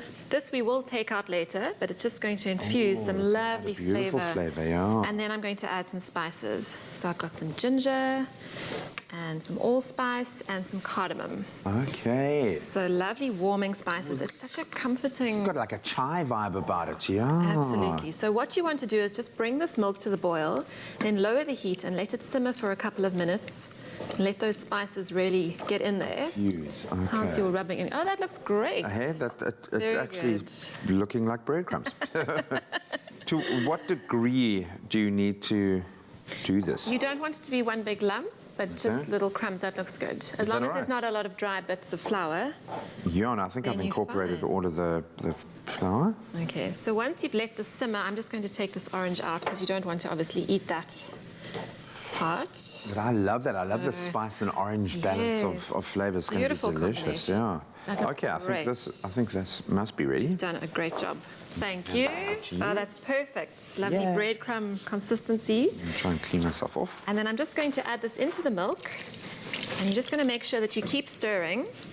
And it will be a little bit lumpy, but that's absolutely fine. It's going to break down. And just mix it together. And after you've mixed it together, you're going to cover it and let it cook for about 8 minutes until it's thickened up. And then you can serve it with cinnamon sugar, a bit of orange zest. Oh, that's really simple and easy. Really, really simple. And you know what I love about this is it's very budget friendly as well. And it's very simple ingredients and a lovely, lovely winter dessert for the family. Oh, it's kind of like a white sauce. It is kind of, yeah. Now that Spicy white sauce. It really is. It's delicious. I would imagine it was kind of developed during a time when we needed to be thrifty in the kitchen. I think so, yeah. Which is really cool. There's something about those kind of recipes, but it's been handed down. And I would imagine every kind of Oma out there has added a little twist. She has her own little kind of secret... Special recipe. I think adding for me, the orange zest is an absolute masterstroke. It's beautiful. Absolute winner, yeah. And it reminds me of my childhood, which is cool. I love like nostalgic dishes like this. I'm going to actually make this for my little one. Oh, Can lovely. I go across and have a little bit of it? Yes, I think you should. I'm going to keep stirring here. Oh, it looks beautiful. It does. I almost don't want to ruin it, but I'm actually going to take it with a bit of the Get some of that orange. zest in. Yeah. I love it. It's one of my favorite flavor profiles. Lovely warming pud. Oh, that's lovely. Yeah. And you know what's nice about it? It's not too rich. Yes, yeah. So it's not overpowering. There's a too much. sweetness there. But it is. It's kind of like a chai dessert. I'm going to... And beautiful with the cinnamon sugar on top. Just Yeah. lovely. I put way more cinnamon sugar on. I eat cinnamon sugar just as a thing, but that is exquisite. Oh, you can find that at expressoshow.com, as where you can find all of our culinary inspiration. We are celebrating World Milk Day, and I think this is a great way to do exactly that. Yeah. It's bags of flavor. It's not too over the top, and I think ultimately as we move into these cold winter months, this is going to be the ideal winter warmer. Absolutely beautiful. Teresa, I love it. I'm having more. I'm having more.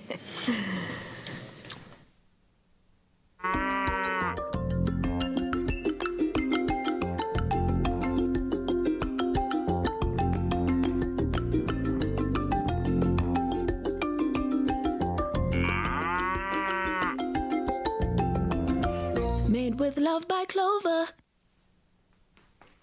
Oh, it's time to test y'all. Of course, we've got the Omar Russ in the building, but that means something interesting is coming at you. Now we're going to really, truly test you guys out. And you may consider yourself a kind, generous person, but when it comes to food and family, sometimes those rules don't actually apply.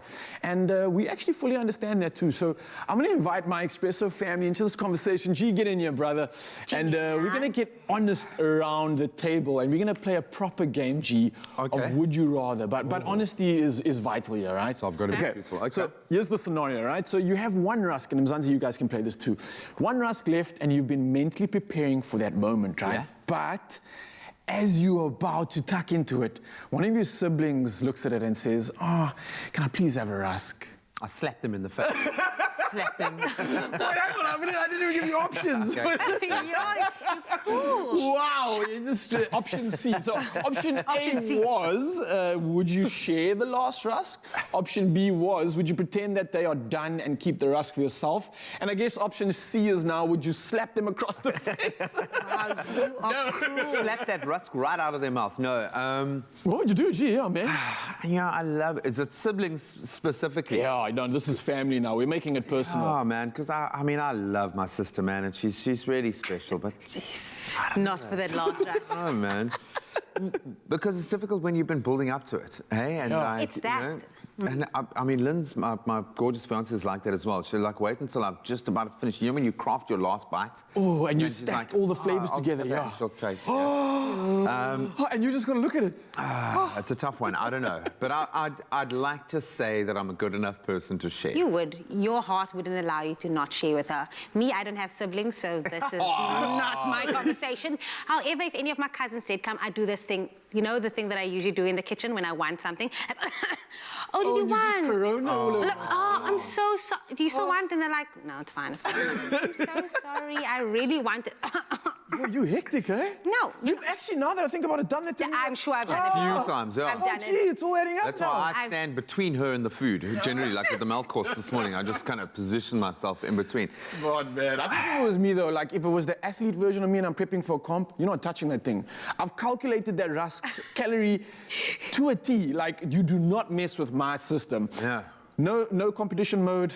I'd probably be a nice guy and be angry inside and then probably steal something from them later on. Yeah. What about Mel? Because Mel, I feel like Mel always steals your food. Mel, you know what Mel does? She Mel does. takes the food and she goes like this. Mine. This is why we love her. This is exactly why we love her. She's the same person. Can we be honest here? All of us right now are thinking about licking those rusks. I want to lick them all. I'm going to cough. And I see you all. Everybody's eyeing at you. I want to ask you, though, let's play this game quickly. Just before we check out what the rest of the views, what if your parents were asking you the same question that I'm asking you right now?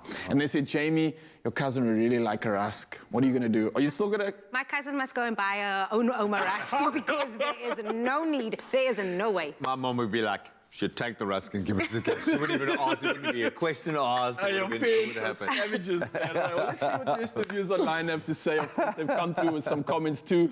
And we're starting off with it looks like, I don't know if you guys can read that from so far. And she says, I'd share the last rusk because we share almost everything with my little sister. Oh, is that not just the cutest? And then another one from Evan says, it pretends that they are done and keep my rusk to myself. And if you know how nice the chocolate flavor is, then I'm sure you can understand what I'm saying. And that's from Evans, and I think we can agree. Ko says, I'd share it because it's my nature, but also because I already had a lot of the box. Because I suppose you've had the whole box already. So have all 99 and leave the last one there. Be like, I'll be a good guy.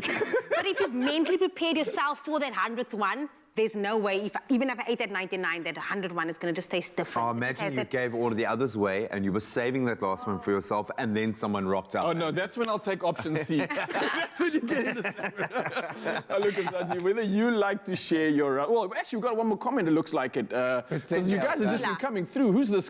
She says... No, Tula says, I pretend that they are done and I keep the rust for myself. Okay, now the honesty is coming through, Zanzi. I'm liking this. Nadia says, definitely A. I haven't seen my brother in a while. I used to always give up all my goodies for him when we were kids and even used to save it for him. Oh, not you, Jamie, just by the way, you're never going to be that brother or sister.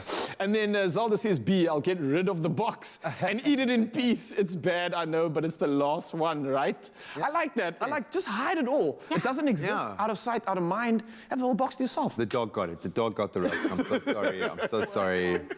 Zanzi, if you do see Jamie coughing on her food, then you know what her tricks are. We're all onto it now. But whether you would like to share your rucks or not, we won't judge you. Don't worry. We're all honest out here. But we have some more for you. And to win, and of course, you can get an extra 1,000 Rand to sweeten the deal too. Now, this week, we want you to tell us what your favorite Omar Russ flavor and hot drink combo is, and of course, why. Now, you can enter on the competition post on the Expresso Facebook or Twitter page. And remember to include the hashtag dipping time in your answer. Now, it's as simple as that. And obviously, every single entry also puts you into the draw to win the Smeg hamper worth 12,000 Rand. Now, the competition closes on Wednesday, and all the T's and C's can be found on expressoshow.com. There's only one more thing to do. Start dipping, get entering, and maybe start sharing it too.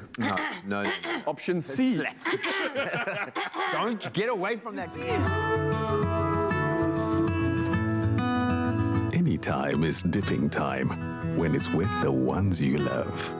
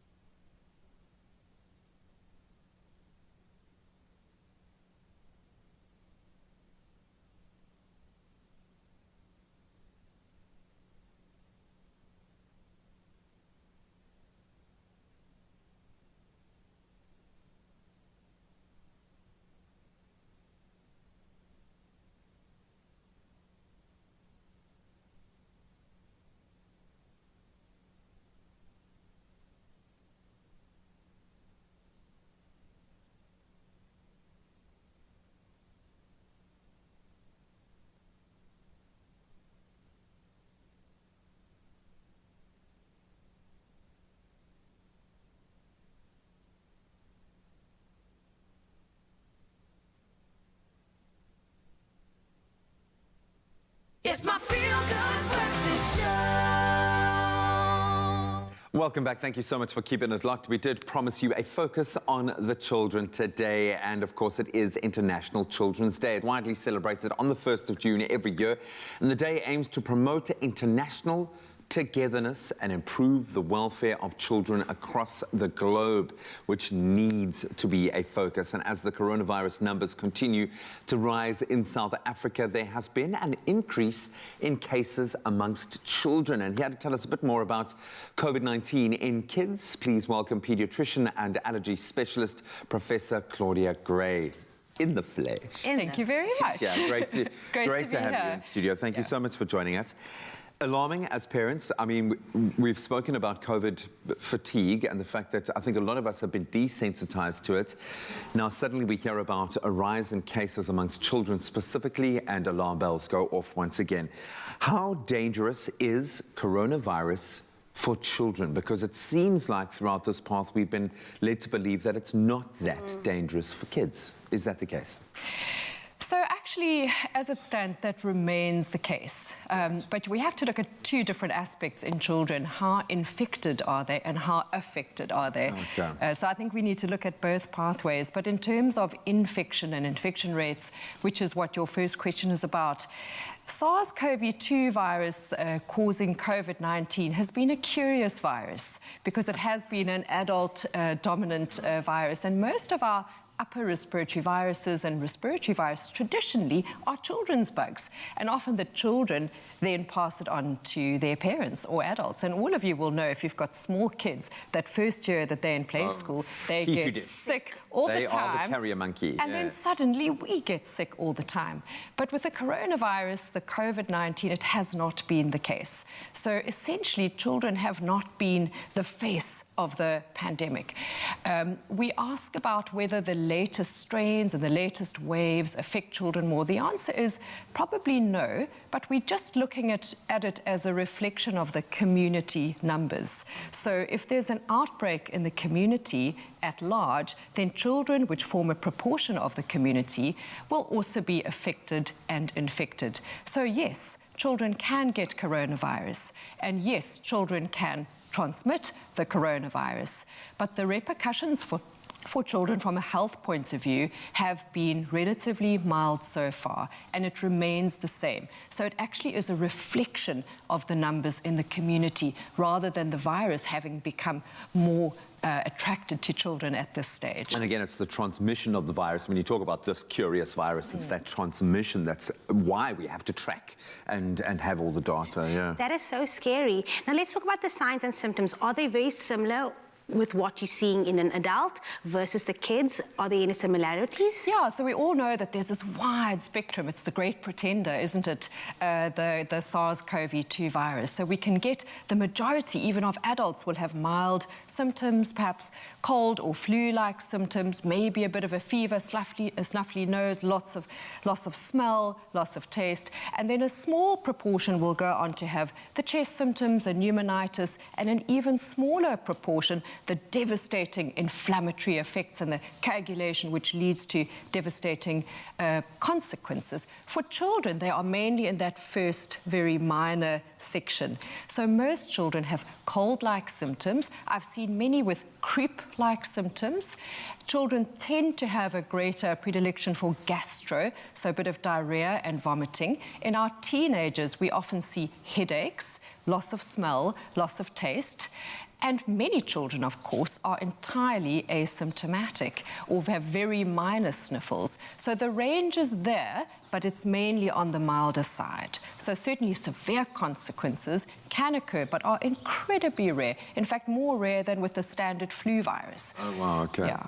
Now, it's good to put it, and I've often used that to match this against flu, Yeah. you know, just to kind of keep perspective, because I think it's very easy to lose perspective through all of this.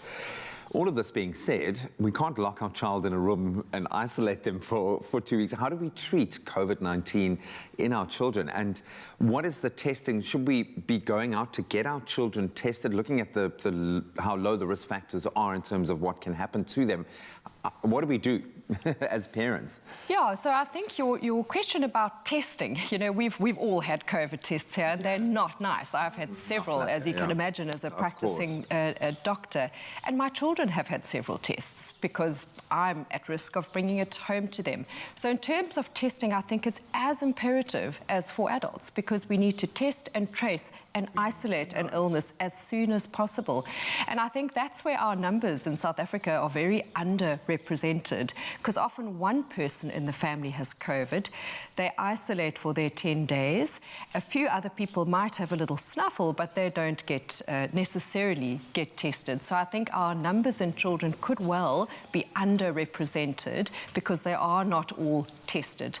But it is incredibly important if children do have COVID contacts or flu-like symptoms, especially as we hit the third wave, yes, children should get tested as adults should. Because we need to know. We're going to need to know.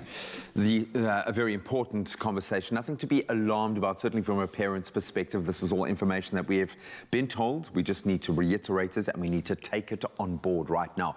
So we're going to continue with this conversation. We're talking about coronavirus with our children specifically in mind, and we'll continue in a moment.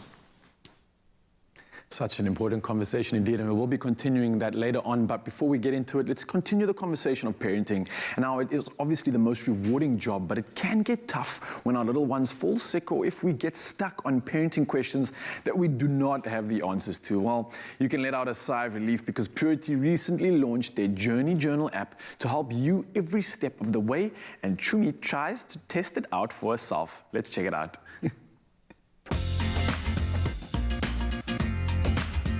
The best part about being a parent for me is the unconditional love you and your little one have for each other. Seeing how they look at you, how they depend on you, and experiencing all those small and special moments that simply cannot be explained. I cannot imagine living my life without this little person. He's got so much energy. He is so loving as well. It's been quite an exciting journey. I've enjoyed every single bit of it. A typical day in the life of Dumi and Bohlokwa is crazy because it starts off with me firstly just trying to get him up and ready for school. So school runs, all of that. I mean, when we get home, we end up doing quite a couple of things together, like mommy and me time. It would go from anywhere from taking a walk in the garden or coloring. He loves coloring. He's very visual. So whether it's puzzles, whether it's drawing, but we also like playing a lot of fun games outside. Some things came very naturally to me, like for instance, the nurturing part. I mean, that came very easily. The most daunting part of my journey as a parent has got to be the discipline part, because as much as you want to teach your child lessons, you also don't want them to hate you. And at 4 years old, they depend on you for everything, so you want to form an ally and not an enemy. So it's just having to learn how to maneuver it correctly so that he learns the lessons he's supposed to learn, but still sees that you're on his team.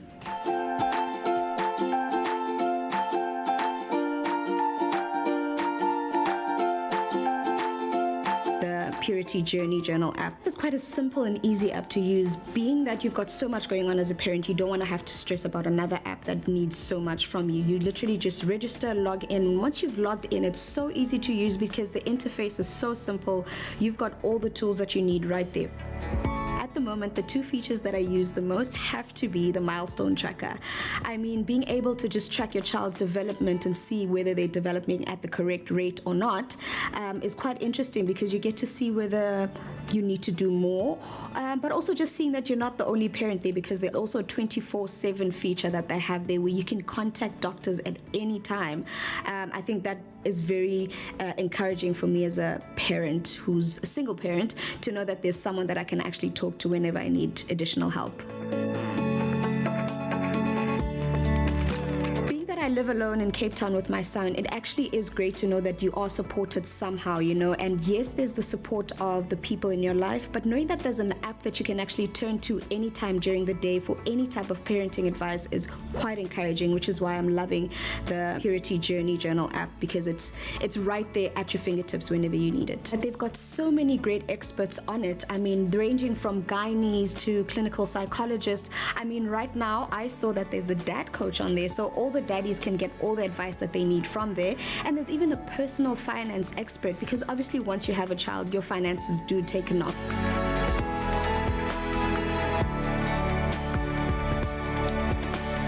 Parents are amongst the most important people in young children's lives. From birth through adolescence all the way to adulthood, children depend on their parents for support, care, and all-round protection. It is good to know that although parenting can be so challenging, it is an incredible journey.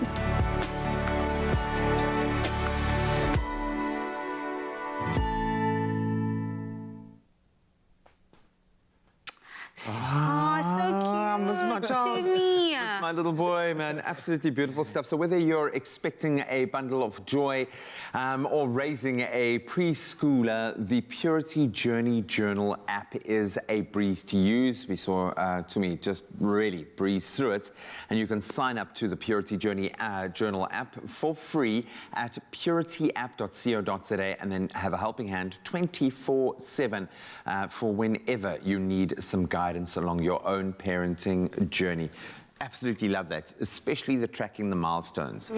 It's nice to have kind of medical support and to be able to ask, because every day there's a conundrum, but I love that. Absolutely beautiful. If you don't have the app, we also have Professor Gray in studio to help us answer all of the questions. So she's going to stick around for that. We'll see you after this.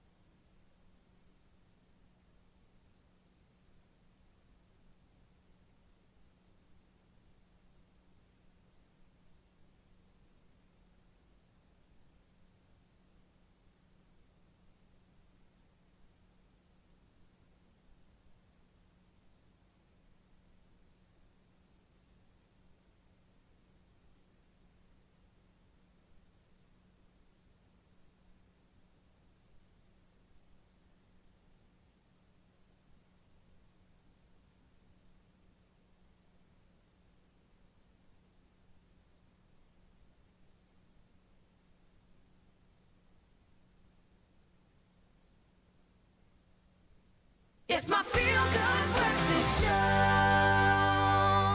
Welcome back with a very special focus on parents and children. We're continuing our health discussion this morning.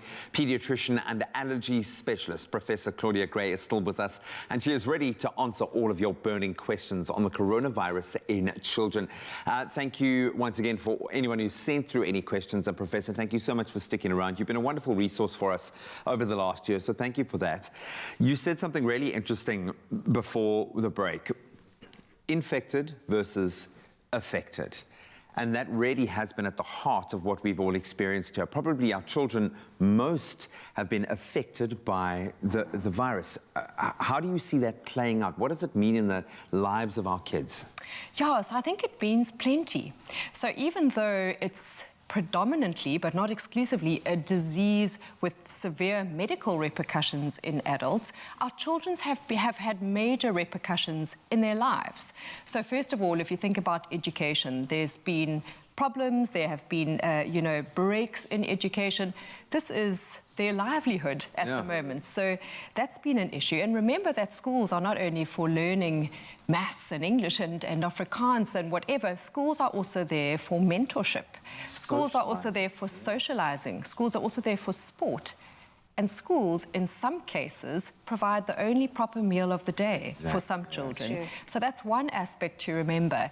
And perhaps it's increased the rift between the privileged and the underprivileged rather than closed the rift. So in some cases, households have really been affected and there's poverty and malnutrition. The other thing to consider is that we are actually dealing with an epidemic of depression and anxiety in children. And suicide rates across the world in teenagers have increased quite significantly during this COVID pandemic. Child abuse. I don't know if you saw on the news last night. All abuse has risen, which means all child abuse has risen. So 250 cases reported in the Western Cape in the first few weeks of the hard lockdown, and that's the tip of the iceberg. And lastly, of course, normal childhood illnesses or regular follow-ups of asthma or diabetes may have been partly neglected during this pandemic as our shift has changed and our lockdown rules have been in place.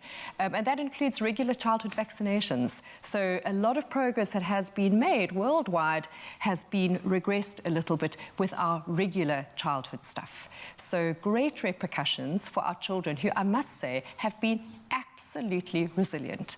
I look at my children, I look at their peers, they have been amazing.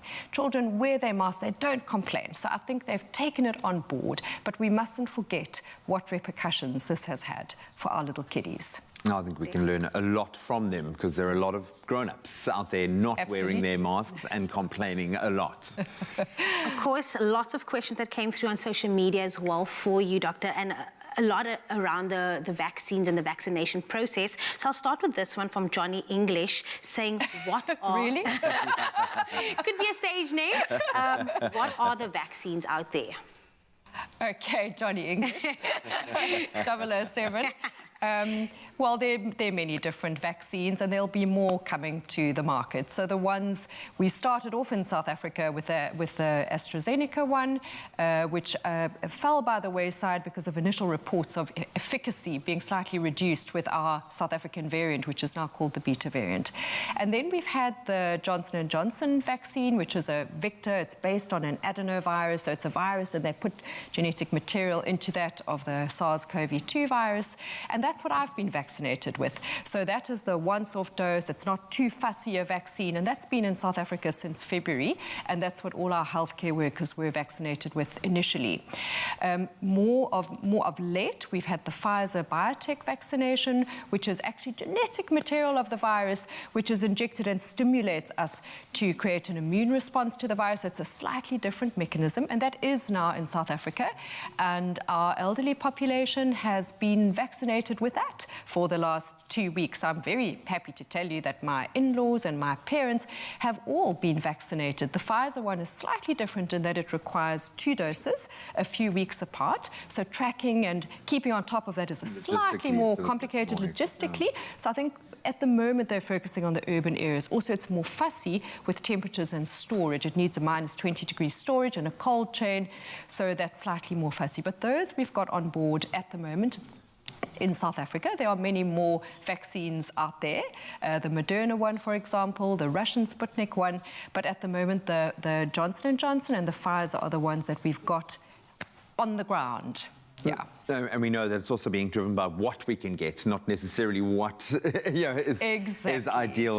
The whole world, a global village has been gripped by this. Thank you for kind of breaking the model. I know vaccines aren't necessarily your speciality, but where you have really focused on the children and looking at their holistic health and well-being is something that I think we can all take on board.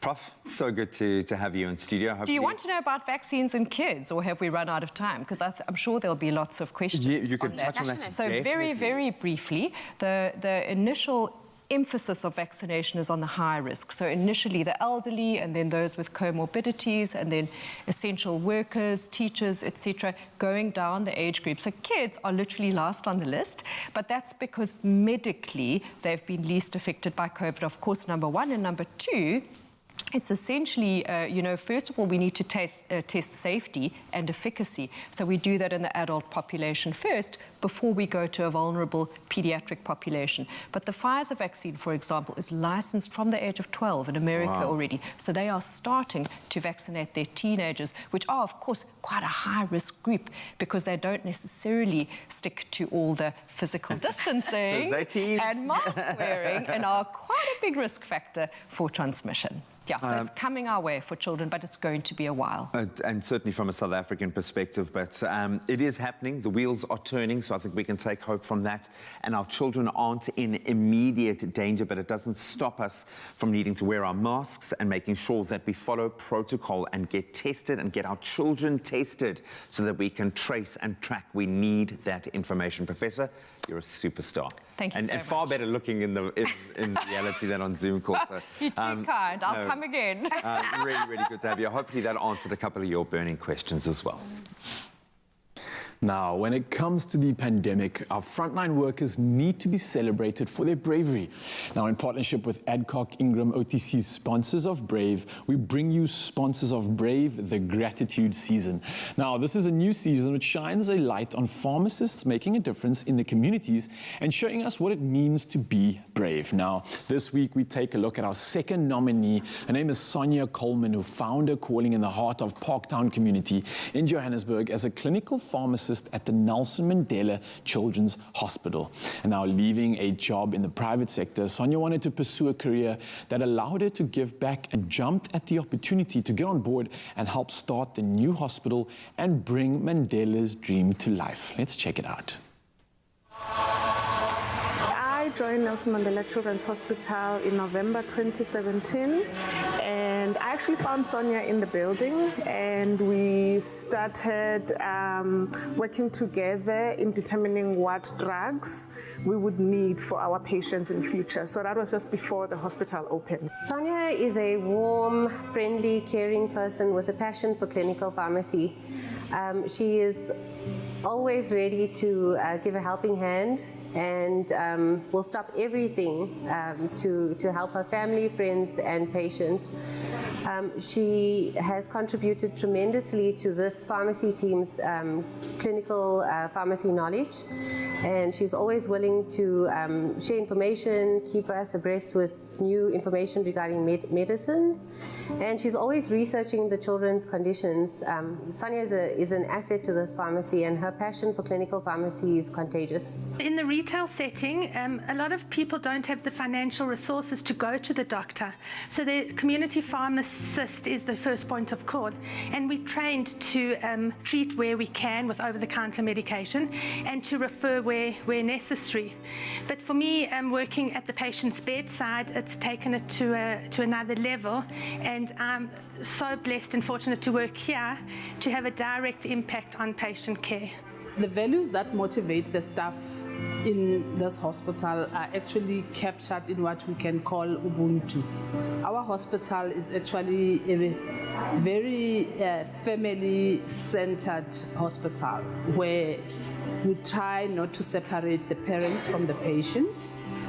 We try and make the stay for patients quite comfortable, because we believe that when a parent has a sick child in a hospital, it's very difficult for them already to cope, and as well as to cope with the stress. So the family-centered part of it makes them feel like they are part of the family. Madiba's legacy, what he wanted for this hospital, was to have the children to have exceptional care, whether they could afford to pay or not, and that's what motivates me to get up every day. Sonia is a hard worker, guys. Sonia is a hard worker, and she will go extra mile to ensure, like for instance, in pharmacy we are dealing with medication. To ensure that the patient gets the medication, Sonia will go extra mile, will go all out. She doesn't even mind to go and borrow from the other hospital to ensure that the patient gets medication. That's what I like about her. She's somebody who's very much a hardworking person. Bravery to me means that someone is fearless and they go over and above the call of duty to perform their job. And I can relate this to Sonia Sonia has personified this in her job by always being available for her colleagues and her patients, even especially during this past year with our trying COVID times. Thank you so much for the sacrifice. Thank you so much for giving of yourself. And thank you for giving to the children of South Africa, because it makes a difference. Thank you for all your hard work. We adore you. We appreciate all that you do. We know that we can always rely on you. Nothing is ever too big for you. Nothing is ever too small for you. You don't even tire of us asking you of the same thing over and over again. I do not think we could function without you, and we hope we make you just as happy as you make us and that you don't leave us. I would like to say a huge thank you to Sonia. You have become a mentor and a close friend. Thank you for always being so supportive and sharing your knowledge. Gosh, it's been a pleasure to work with you for the past 2.5 years. For my students and the clinical pharmacy people that I interact with, and the fourth-year pharmacy students that I mentor, I hope that they will pursue clinical pharmacy as a passion, because it's relatively new in South Africa. And to the hospital that, for my work ethic and how hard we've worked to set this place up, that one day when I'm not around, that the foundation that we've built is sustained, and that we continue to provide such amazing work to the children that are here.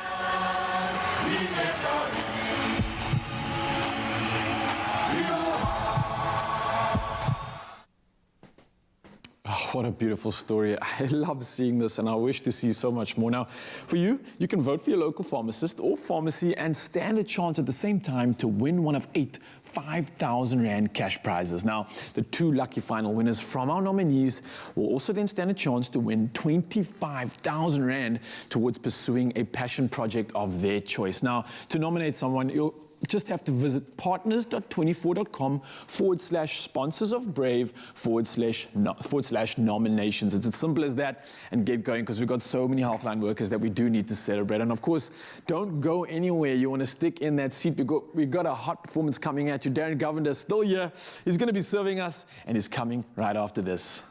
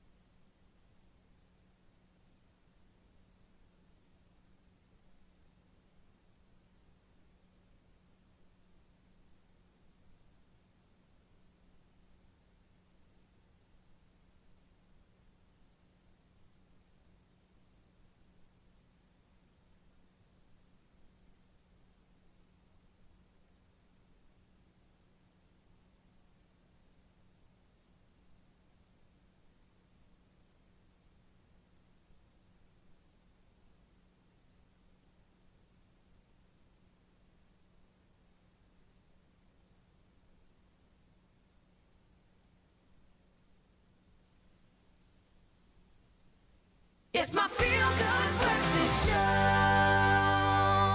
Welcome back. You are live with Expresso just before we enter the final hour of the show, and we're back on the Expresso stage with R&B, soul and pop singer, songwriter and all-round awesome guy Darren Govender, and he is now serving us up his debut original release, and this is an exclusive, so I hope you can savor every second. This is The Way That You Do.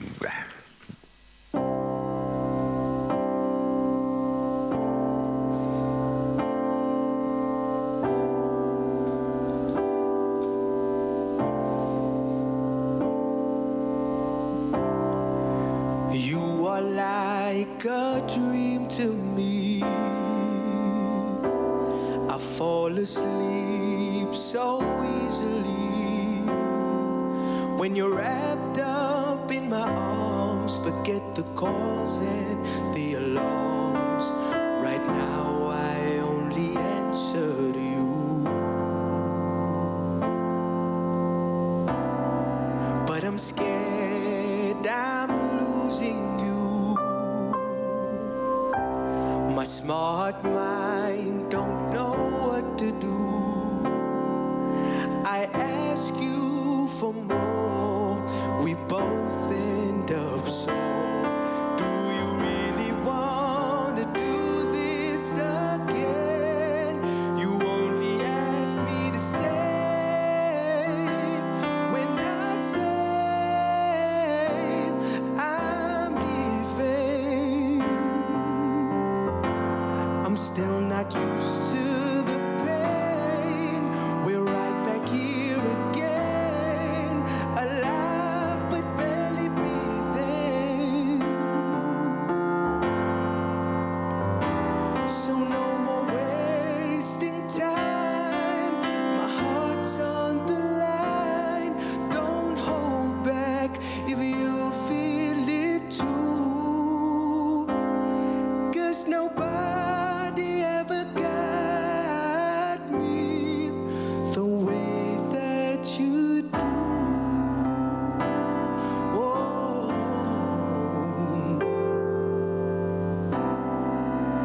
I am not a selfish man. I share almost all I can, but with you it's something new. Want you all to myself. I'm so caught up in the way that you move. But are you really here, my dear? Or am I just in love with an idea? No lying, I mean it. You could be the one, but I really think we're going to lose. 'Cause you only ask me to stay when I say I'm leaving. Whoa, I'm still not used to the pain. We're right back here again, alive but barely breathing. So no more wasting time. My heart's on the line. Don't hold back if you feel it too. 'Cause nobody ever got me the way that you do. The way that you do.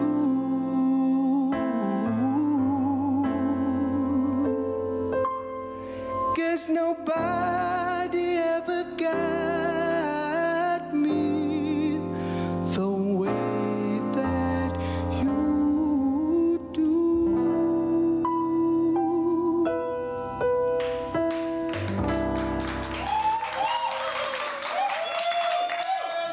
That was was an exclusive Darren Govender here on your Feel Good Breakfast Show. Remember that name, everybody. 3 minutes after 8 o'clock, time to have a final look at those news headlines. Starting with your national news. Good news for motorists is that the price for all grades of petrol will decrease by 10 cents a litre from tomorrow. However, diesel and paraffin will cost 20 cents per litre more. Economists say the recent strength of the rand against the dollar has helped to counter the effects of higher crude oil prices. Now, the Automobile Association said that while offering some relief to motorists, the rise in diesel prices will come as a disappointment to many businesses. Staying with your local news as well, Basic Education Minister Angie Motshekga has published the new 2022 calendar for South African public schools. The calendar will see the country's inland provinces officially begin the school year on the 12th of January and conclude on the 14th of December. Now, this equates to 199 actual school days across the 4 terms, including the holidays. The coastal cluster of schools will also start a week later on the 19th of January and conclude on the 14th of December, with the extra days made up through slightly longer terms throughout the year.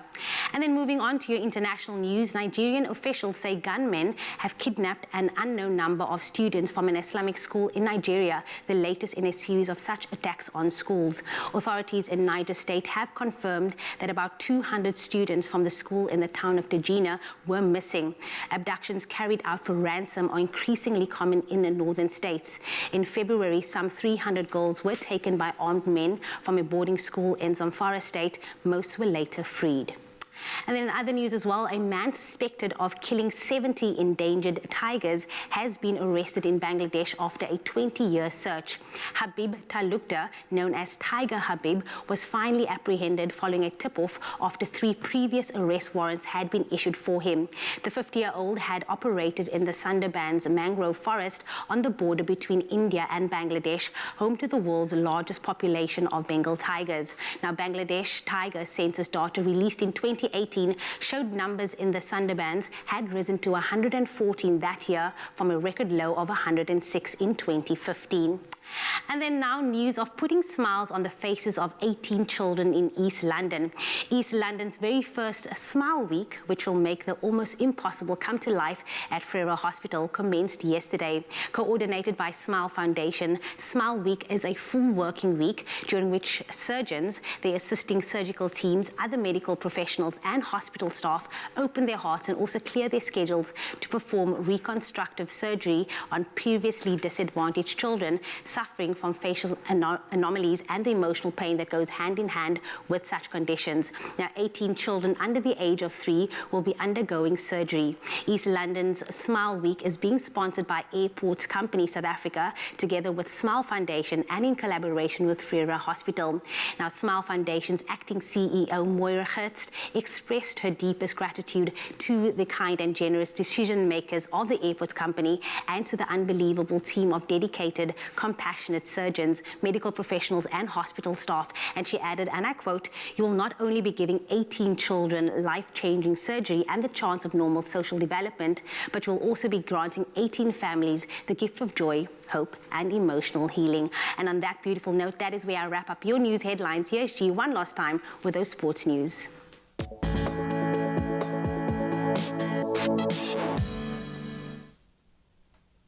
Thank you so much, Jamie. Let's start with rugby, and I think capping what has been a scintillating season of varsity rugby, University of Pretoria, they beat the University of Cape Town 34-27 at the Tuks Stadium in Pretoria to be crowned Varsity Cup champions now for a 4th time. Tuks previously won the competition back in 2012 and 2013 and again in 2017. The Ike Tigers came into the final as the log leaders, very much the form team on a 9-match winning streak, but Tuks, they managed to survive a second half fight back to clinch the title at home. So congratulations all round. Now on to drama unfolding in the world of tennis. World number 2, Naomi Osaka, has now withdrawn from the French Open after her decision to boycott all media activity at the event. The 23-year-old Japanese tennis star said she would not speak to the media at Roland Garros to protect her mental health. But on Sunday, Grand Slam organizers said she could face expulsion from the tournament as a result. While she's taken it on herself, Osaka revealed that she had long suffered long bouts of depression since winning her first Grand Slam title back in 2018, and she will now take some time away from the court. Well, back onto the court now. 20-time Grand Slam winner Roger Federer eased past Uzbekistan's Denis Istomin in round one of the French Open. The 39-year-old Swiss, who had not competed at Roland Garros since 2019, saw off Istomin in straight sets, 6-2, 6-4, 6-3. This was Federer's first match at a major in 16 months now after his knee injury, and he will go on to face Croatian tennis star Marin Cilic in round two.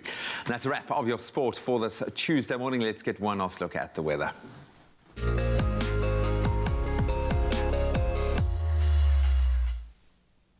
Thank you so much, T. And again, thank you to all of you, our viewers, you beautiful souls that take the time to share your sunrise views with us. And we started this morning off with Jason Sebastian from Dalpoortshoop, who shared this silhouetted image showing off the pastel-colored skyline in his area. And then we moved over to Myra Scorala from Balito, who also shared this beautiful view of a burnt orange sky overlooking the ocean. And now, kicking us off at the 7 a.m. mark, we had this misty morning featuring North Head Lighthouse from Andre Bester in Saldanha. And of course, lastly, heading inland to Gauteng, we received this stunning photo from regular contributor Ntokozo Theo Makatini, who was all the way from Johannesburg. And we absolutely love to see your photos featured during one of our weather segments. And it's really just that simple. All you got to do is head over to our Expresso Facebook page to share your photo and location, and continue to always appreciate our local as well as international viewers who tune in via YouTube and the Africa channel. Now this morning we are highlighting the city of Zurich, Switzerland. Now Zurich is the largest city in Switzerland and situated in north-central Zurich at the northwestern tip of Lake Zurich. Now many museums and art galleries can be found in the city, including the Swiss National Museum. And it's also among the world's largest financial centers, despite having a relatively small population. Now the city is home to many financial institutions and banking companies too. And today, Zurich, you can expect a partly sunny and pleasant day reaching a maximum of 24 degrees Celsius. Now, next up, in news of an earthquake in the Northern Cape, the Council from Geoscience has confirmed that it recorded an earthquake in the Northern Cape yesterday. Now, a 2.2 magnitude earthquake occurred just after noon near Postmasburg in the Northern Cape at a depth of 10 kilometers. Now, the monitoring service Allquakes also received reports of an earthquake in or near Springbok just after 5 a.m. yesterday morning. And an SABC News team, which was at Nababip, confirmed that they could feel the earthquake. Now, it lasted somewhat in the region of 15 seconds long, and Jasper Knight, who is a professor at Wits University School of Geography, Archaeology and Environmental Studies, said an earthquake of this magnitude was very small and nothing to be perturbed about. He did add, though, that such earthquakes happen often and without people even noticing. Now, this was due to the movement of rocks within the Earth's interior. Now, to take a final look at the weather around the country of South Africa, we're starting off with Polokwane, a low of 6 and a high of 20 degrees with 25% chance of rain. Umbumbela starting off with a low of 12 and a high of 24. 30% chance of rain can occur there, and much the same for Johannesburg. 30% chance of rain with a low of 3 and a high of 16. And then moving all the way over to Mahikeng, we've got a low of 0 and a high of 18 degrees with 0% chance of rain. Klerksdorp starting off with a low of 0, a high of 16 degrees. Kimberley very much the same, a low of 1 and a high of 16. Bloemfontein starting off at a chilly 2 degrees and moving only to 16 degrees Celsius. And then in Richards Bay, a little bit warmer but some rain expected, a low of 14 and a high of 24 degrees. 60% chance is your rain expectation. Pietermaritzburg, a low of 6 and a high of 17 with a similar chance of rain coming through at 60%. Durban, a low of 14 and a high of 20 degrees with 8% chance of rain.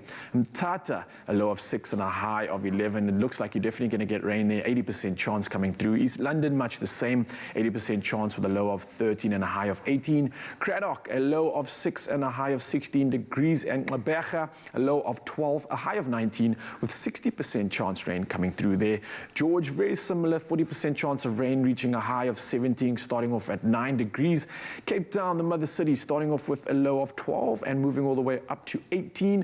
Worcester, slightly similar, a chillier start though of 4 degrees moving up to 18. Sutherland, chilly 0 degrees to start your day, and you'll move up to only a small high of 14 degrees Celsius. No rain though, and very similar in Uppington, a chilly 2 degrees start with a high of 19, but sunny skies all round. Now that's a final look at our weather in Mzansi. Thank you all again for sending those beautiful pictures, and now to find out what you guys are doing to get your kids to eat some of those unhealthy, well, some of the healthier foods that they don't actually like. Let's find out. Oh, some of that unhealthy foods as well, definitely. Yeah, no, it's all about balance, man. It's all about balance. And it's difficult, maybe. And I actually did this last night. I made gnocchi for my kids. I didn't make it from scratch, but I bought like fresh gnocchi. And maybe that's somehow how you got to do it. You put it in a pasta or you make it in an omelette. That's often what I'll do is I'll like grate some courgette in the omelette and absolutely love it. Let's see what you guys had to say. Definitely. So we have Carl and Zoe, and they are deeply impressed. Diolene says, I mash everything, veggies like broccoli or cauliflower, and then I tell her it's a nice baked potato cookies I baked when she was small. Now she's 13 and eats it and don't have to be baked anymore. See? Well done. She learned. Danielle Struble saying, I told them that if you eat up your food, especially vegetables, you'll grow up to be as strong as your superheroes. Good morning, Expresso. Zama Shimane says, my little girl is 3, turning 4 in August. If she doesn't want to eat her food, I tell her she will remain short. And come time to begin school, they won't take her because she will be too short, and she goes, it's true. Shame. I never went to school because I was too short. You were too short, man. Didn't eat her veggies. Absolutely love it. You can keep them coming. Let us know on our Expresso Morning Show Facebook page. How do you get your little ones to eat the good food? And the more entertaining, obviously, the better. We want a funny story, a really funny story. And in just a moment, we're going to make this. Please can I have a taste? A healthier you starts with you and your plate. Join us on a nourishing journey by entering to be on SABC2's new show, Color Your Plate with Koo. To be part of the show, buy any 3 Koo products and send Koo5 a day to 072 741 5357 on WhatsApp. Follow the steps to load a picture of your colorful meal served and stand to win prizes valued at 500,000 rands with Koo. Koo, uzotwala.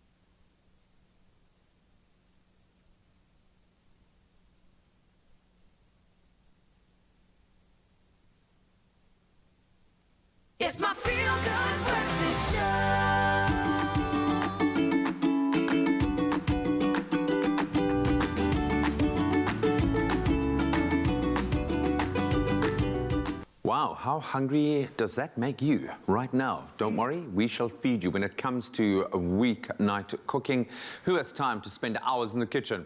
Not me, not you, not us. That's why we are crushing hard on this quick and easy, spicy, cheesy winter gnocchi. I love gnocchi so much. We've thrown in some winter greens for balance because we're trying to trick the kids to eat healthy. And it's ready in 15 minutes. Never is it ready in 15 minutes, Chef Clem. It's quicker than 15 minutes. No. Yeah, absolutely. So let's get started. So the first thing is we're going to get the greens in there. Okay. Yeah. We're using Woolies tender stem broccoli. Now, it's exclusive to Woolies. The reason I'm using tender stem, kids love tender stem broccoli. It tastes better. It is. It's got a lovely nutty kind of flavor profile. I don't know how else to explain it, but it does taste nice, as opposed to broccoli can be a little bit bitter, a little bit off, you know? like a bit of a different smell. But tender stem, the way to go. And I think kids also like just holding things and eating it. Yeah, so I think tender stem's absolutely the win. I love tender stems, so I'm going to get those into the pan. The thing is, you don't have to blanch your tender stems. You can actually just cook them with a little bit of olive oil. Yeah. Okay. It's very 90s where you cook broccoli until it turns grey. We don't do that anymore. No. Pop with colour. So I thought I was going to cut the tender stem. Am I cutting the peas? Am I chopping your peas? Someone gave you a knife. Yeah, So it's got to be for something. I'll chop the peas if you want me to. Okay, I want all the peas into quarters. So I'm going to give you one salad. Okay, so the thing about these peas as well, we're using fresh peas. Again, just think fresh, seasonal. Fresh peas are so sweet. You can eat them raw, right? Let me see. Well done, chef. You actually cut that really well. I know, man. Yeah, I've got some nice skills. I've been cooking. I actually made gnocchi for my kids last night. What a coincidence. With a beautiful. I used just because they love the Woolies tomato soup. I mean, who doesn't love it? And I'm just trying to. It was actually sweet potato gnocchi, just to get them get a bit healthier. But I just wanted to test it out to see if they would like to get stuck in. Baby, not so much. She liked the soup and then fed herself the soup via her face. Wow. Okay. I like that. And then I, of course, ended up eating all of the gnocchi because I love it. Hey, it's not a problem. Give me the gnocchi any day. So, my little hack, especially for winter, when you got to get a meal together in record time. Like I said, 15 minutes. Buy the sauce, man. Get the sauce, and the stir-through sauce is so good. It makes the most epic toasted cheese sandwich. You put this on your cheese, nice bread, toasted in butter. This is so good. Obviously, for stews, soups, what we're making right now, it works perfectly. So what is that one called specifically? This is the garlic and chili. So maybe if you're worried about your kids, don't like chili so much, this is not that. It's warm. It's warm. It's not like super hot. So get that in there. Okay, so that's going to start doing its thing. Now let's talk about the gnocchi. Gnocchi's really amazing. So if you love potato, you're going to fall in love with gnocchi. It's basically a potato dumpling. It's a dumpling, yeah. Right. I was going to say, okay, cool. This is very special. So 2 hands. Okay. It's stuffed with gorgonzola. Oh, it's Get beautiful. out. No, get out of here. Even yes. No, yes. Can I tell you something? Yes. I know. Do you know how I know? Tell me. Because I stole a piece earlier. I did. I couldn't. I was sitting next to the plate of food for the whole time, and it was just, there was one piece that looked out of place. And it was calling to me. It was like, hi, I'm so lonely. And how did it taste? Amazing. So here's the thing. So cheesy. So cheesy. So you can boil this. I think people don't cook gnocchi because they don't know how to cook gnocchi. It's very simple. Salted water, boiling, get it in there. When it comes to the surface, it's done. 100%. But you can also fry them. Especially when you've got the gorgonzola filled ones, these little fresh gnocchi, fry them and get some butter in there. Gnocchi loves butter. So what's going to happen is, think the best fried potato you've ever had in your life, stuffed with cheese. So when you're frying it, do you think of it like a potato? Sorry, what? Sorry? When you're frying it, you think of it like a potato. Like a potato. Like a noodle. And it's already cooked. So what you're looking for is some nice golden color on the outside. Give it a little toss, cook the other side. It's very simple. Okay, so let's get that heat up a little bit so it can start doing its thing. Give it a nice swirl so the butter can get to know everybody in the pan. This is really quick. Really, really quick. So I'm going to ask my friend, can you bring me some of that pecorino or the Parmesan cheese? Because that's my trick to getting kids to eat anything. Put cheese on it. Yeah. And then they'll eat it. So, okay. Petit pois, or like I said, fresh peas that go in. Petit pois. Petit pois. They're just the baby little peas. And once you get that in there, give it a good mix. Because they're quite sweet as well. So that's a nice balance of flavors. And I like the fact, like you say, we've kept the color there. It's still popping green. You've got a bit of char on the broccolini or the tender stem. And you want that char because it gives it such nice smokiness because you're not adding meat to this, but it gets that nice flavor, that intense flavor. It really doesn't need the meat. So let's see, what have I used? I've used such a few ingredients and we're gonna get so much flavor, and that's a trick to weekday cooking. Using a few ingredients, but flavors that really come through. So once you've got a little color... Sometimes simplicity is key. Actually, you know what?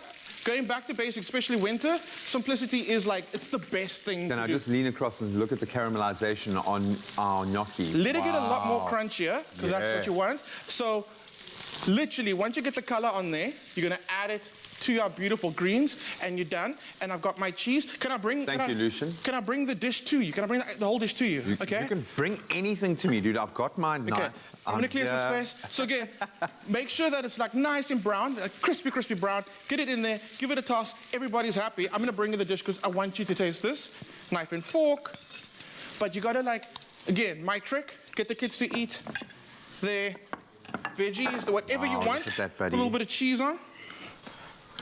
Oh, You got your knife and fork. it's It's delicious. spectacular. Okay, we're not done. Okay, let me just check quickly. Just in case You're like torturing me. In case you and Oh, Lindsay want to make it special, all right? And we can't turn the lights down I was low. wondering why you got all dressed up. It's for you, G. It's for you. Light a candle, play some music, turn the lights down low. The kids are sleeping. 1 plate, 2 forks. Graham, Exactly. Lindsay. Oh, man. Okay, go for it. No, I had a it's not violin that- now. no, If I it's could not that- play the violin, Oh, I now, would. now the question is, which piece do I go for? Because they all Any look piece, amazing. any Okay, I piece. just want to cut this in half just to have a look at that. Oh, the gorgonzola's inside.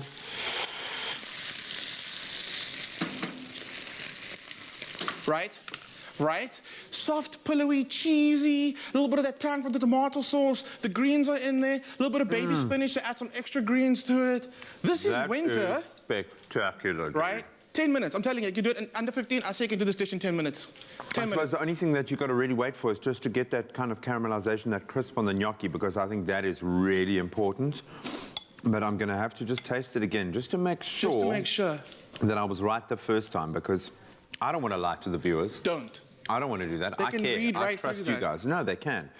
Don't you think this is a great date night dish? It really is. And the gorgonzola comes through. It sings, my friend. Wait for the second bite, even better. Yeah. Yes. That is spectacular. You can It's find special. it woolworths.co.za. This is the ultimate winter comfort Is that a food. tear? It is a little bit of a tear. Thanks, man. Got you. Oh, man. I'm now emotionally invested in this meal. Right, it's I okay. really am. It's fine. Absolutely beautiful, man. This is honestly one of the nicest things that I've eaten, and I made it last night. It wasn't as good as this. If you missed any of the steps, this is ultra simple. It's bags of flavor. It's nice and nutritious. This is how we made it. I'm having another piece because my goodness.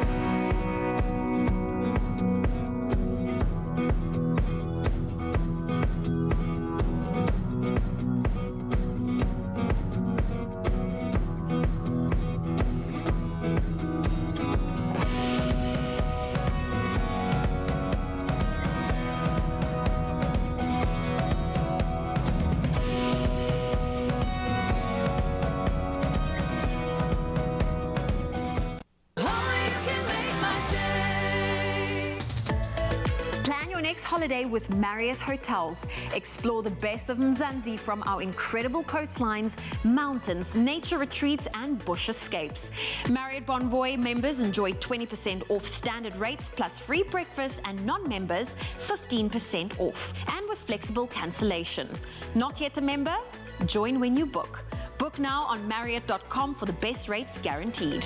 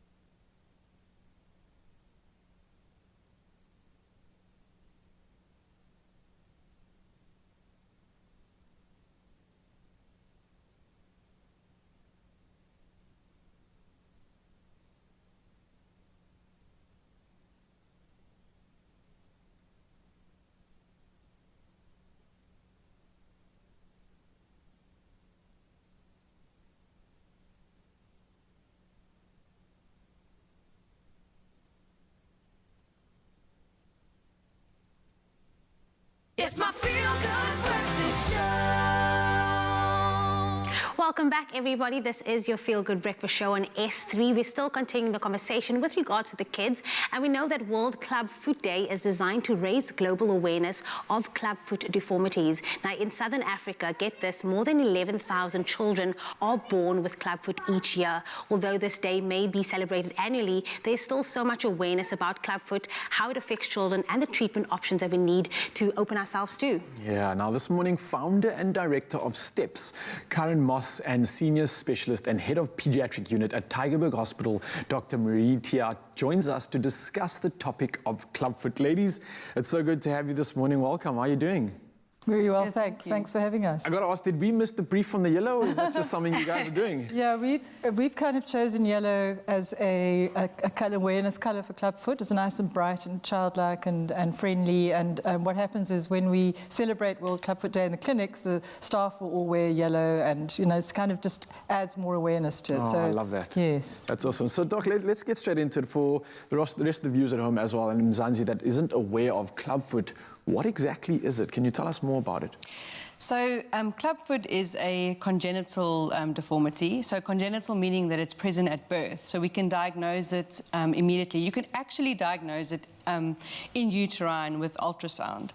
And essentially it's the most common musculoskeletal condition, meaning any condition of the bone and joint is the most common one. And essentially what it means is the foot is turned in and down, and it is fixed in this position. So the baby is not able to lift up the foot and put their heel down. And essentially, that is what clubfoot is. Okay. That must be so scary for any parent to be able to receive that news, whether the baby's, in the womb or whatever. Let's speak about how common it is. As I mentioned earlier, about 11,000 in Southern Africa. Let's speak about right here in South Africa and also just globally how common it is.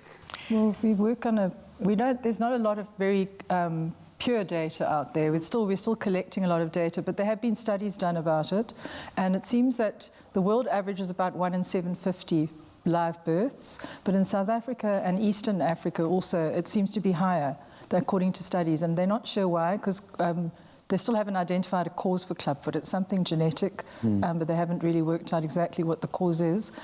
So we work on 1 in every 500 children, which makes it actually the most common birth defect in South Africa. So, and the fact that there's so many children born with it every year means that those children need to get care, because otherwise, if they don't, they're going to be disabled. Now, you mentioned care, and that's something I actually want to speak about. Now, what does it mean, or what are the options when it comes to care? Is there an option or a solution in terms of maybe something invasive like surgery? Is that necessary, or can we potentially rehab our way back to a better sort of situation where we can walk a little bit easier? So essentially, in the 80s, sort of the old traditional teaching was that clubfoot had to be treated with surgery. But when Ponseti came up with his casting technique, we essentially have realized that clubfoot can be treated conservatively, meaning not with any surgery. So essentially what we do is we cast the baby's foot every week. It's best to start as soon as we can after birth, and every week we see the baby and we cast the foot into a better position. So essentially, if we look at the model, this is the talus bone, and we use this as our lever essentially. So we lift the foot around this bone, reducing it in position, and slowly but surely the foot corrects. Okay. And is that the Ponseti technique? Yes. Okay. And then if you had to go the full extent and actually do surgery, what difference would that do? So there is very, very few cases where we actually do surgery. So all our patients, we always treat with Ponseti first. So the Ponseti is weekly casting, generally 6 to 8 casts, and then we assess whether the Achilles tendon at the back of the heel is tight or not. Then we do a small procedure, so it's a little surgery, but it's a small procedure, and then we do the final cast. Once that cast is off in 3 weeks' time, they go into our maintenance phase, which is the boots, and they wear those boots until the age of 4. So there's really a very small amount of patients that we offer any surgery to. Well, these boots are cute as well. I definitely want a pair as well. Yeah. So just to maybe talk about this. They don't have to wear them during the day. So what happens is once they've had their final cast removed, they normally sleep in the boots and bar for about 3 months for 23 hours a day, because what these do, they're not correcting the foot, but they're just stopping the foot from pulling back in again, which is actually can happen. You can have a recurrence, and then you've got to start the whole process over again. So this is like wearing a braces on your teeth. All it's doing is holding your feet in position, and babies' feet are very stretchy and the bones are pliable, so they can easily get turned in again, you know, from whatever causes the foot to turn in from having clubfoot. But what is really fantastic about this, my son was born with clubfoot, is really after those 3 months, it's just only put on at night and when they're sleeping. So during the day, they're running around with bare feet, having completely active lives, and that's really incredible, because you don't, and you know, unless you're there at night, you wouldn't even know this child ever had clubfoot, which is nice for the parents.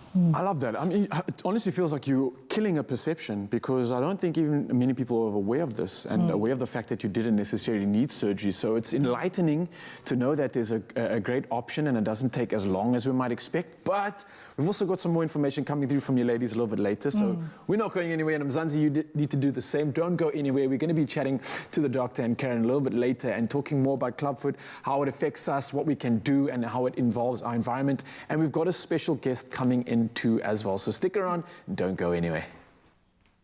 Now, feeding off that conversation, someone once said this, and it's beautiful. Every child is a flower, and all together make this world a beautiful garden. Now, we recently gave one lucky viewer the chance to win themselves a Dry Nights hamper valued at R1,000. And what better way to really make Tuesday terrific than by announcing the winner right now? Can I get a drum roll, please? Big congratulations to Michelle Yonda Makavuvu Mackenzie. Congratulations. Oh, brilliant stuff. So we asked you guys why you would love to win this hamper, and Michelle's answer was brilliant. And this is what she had to say. Because those oopsies are part of growing up, kids need a good night's rest. It's not always nice, especially when it's cold, to wake them up for bathroom time. So Dry Nights is the perfect choice to ensure they get no sleep disturbances. And I certainly agree with that. As a parent, you don't want to kind of make an experience like that bad for your child, so you want to be able to allow them to rest and sleep and grow, and that is absolutely on point. Beautiful stuff. Michelle, congratulations. Enjoy that hamper worth R1,000. It's on its way to you.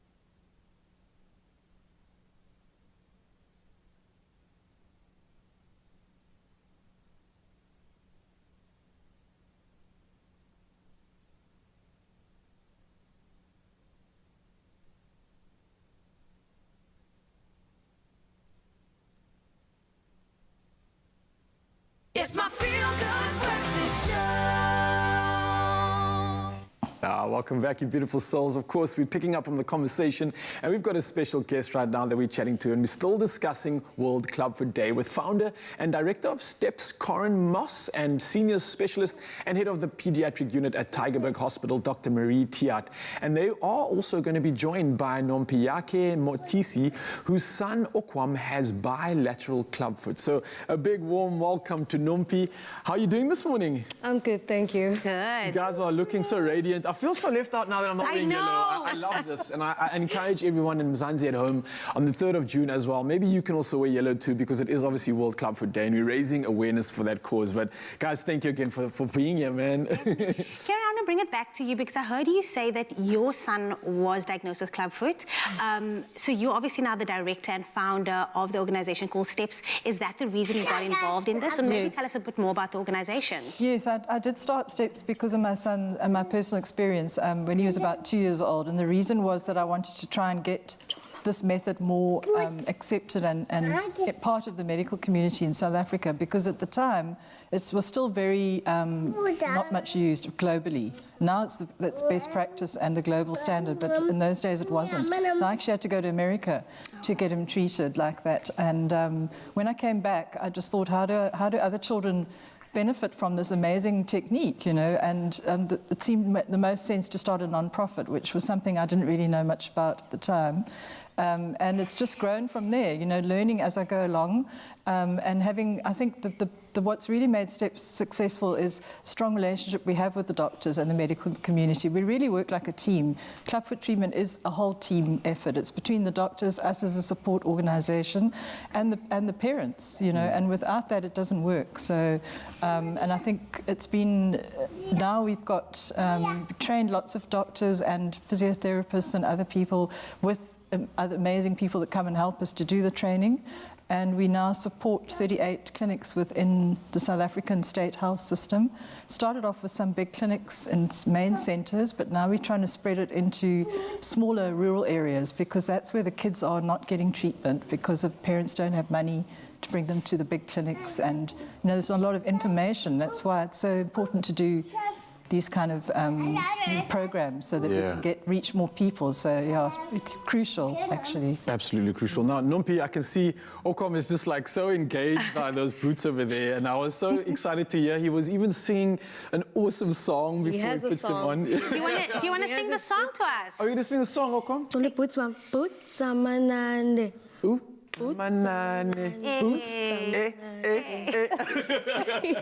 He doesn't feel like singing today. Ah, it's okay, man. He's just been playing the whole morning. But Nompi, maybe ask you a question.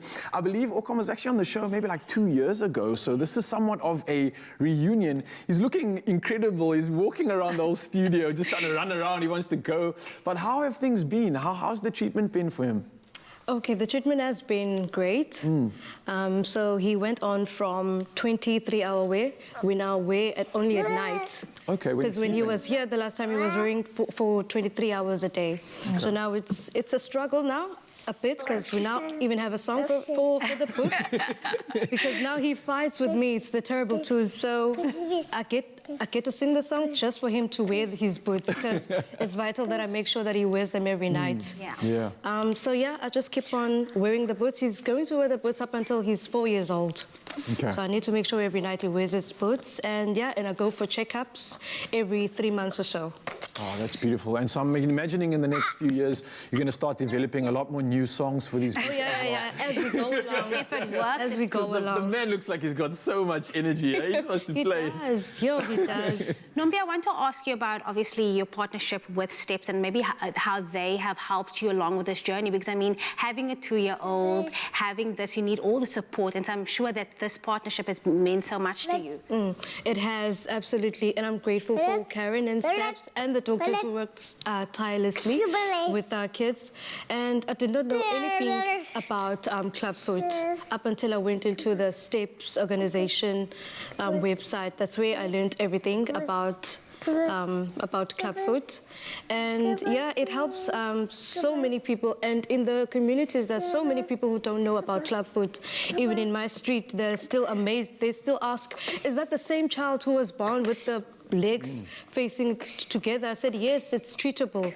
It's a disability that people don't know of. And I really want to get the information out there, even on my Facebook and my WhatsApp. I talk about clubfoot because so many people don't know about it. So yeah, I just push the information, and I hope people know that there is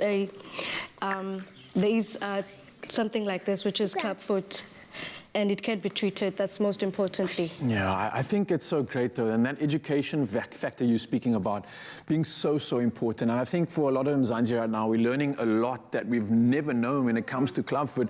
But lastly, how can people maybe get involved in supporting this cause? I mean, the work you guys are doing is absolutely incredible. And I know a lot of viewers out there are wanting to show support. Maybe they can relate in some way. How can they maybe donate or support this incredible movement you've got going? Oh, thanks for, we really appreciate anything we can get. We've got different ways that people can donate through the website with SnapScan. You know, you can do repeat donations, even 50 Rand a month. I mean, it takes us, for us to support one child through their 4-year journey as a support organisation, only about 2,500 Rand, and to really get, you know, boost the whole treatment. Obviously, part of it's done by the doctors and the clinics, but we believe that STEPS, you know, plays a role in getting those kids right through the 4 years. It's a long journey. So, yeah, through the website is easiest. There's online donations through various ways of doing it, and a SnapScan is often the easiest for people, or you can do an EFT. Yeah, if you want to bring your money, we'll take it. Ladies, thank you so much for joining us. World Club Foot Day. Also, don't forget to wear yellow in remembrance, just to bring awareness on this. And of course, your donation can help a child walk in South Africa, so get on that right away. Oh, absolutely amazing. I cannot believe how amazing Okwam looks now. I can remember that gorgeous little baby when he first came in. That is amazing. Congratulations, man. Oh, time now to applaud those doing the most. Pharmacy of the Week applauds and acknowledges the incredible work our frontline pharmacies do for our communities. And this is our way to say thank you to these brave healthcare workers, proudly brought to you by Adcock Ingram OTC, the sponsors of Brave. Let's take a look at this week's pharmacy, which happens to be Redham Pharmacy. Our pharmacies are on the front line of healthcare. This is Pharmacy of the Week. Well, serving this community as a pharmacist is really rewarding for me. It gives me the opportunity to build new relationships with patients and also to serve the community with medical advice and clinic services. COVID-19 had a big impact on the pharmacy and the community. We had a lot more sick patients coming into the pharmacy for medical advice. So during this pandemic, my team and I were here every day. We were serving the community and offering our services. Bravery to me means getting up in the morning and coming to work even through the pandemic. The customers we serve here are more than just customers, they are part of the Redham family. Pharmacy of the Week, proudly brought to you by Adcock Ingram OTC, sponsors of Brave. Brave indeed. We say a massive thank you to all of those fighting on the front lines. We appreciate you. Well, listen, we've been gearing you up the entire morning for this performance. Darren Governor is still with us, also known as Bruno Mars. We actually did something for you. Take a look at the screen over there. I think it's going to pop up. Can you see it? Oh, you can't see it. Well, we can see it right now. We did a comparison. People are loving you. People saying, yes, South Africa's new Bruno Mars, but he's here for the third time, the third performance, but also his first time, an exclusive here on your Feel Good Breakfast Show with his song, Face Like Home. Take it away.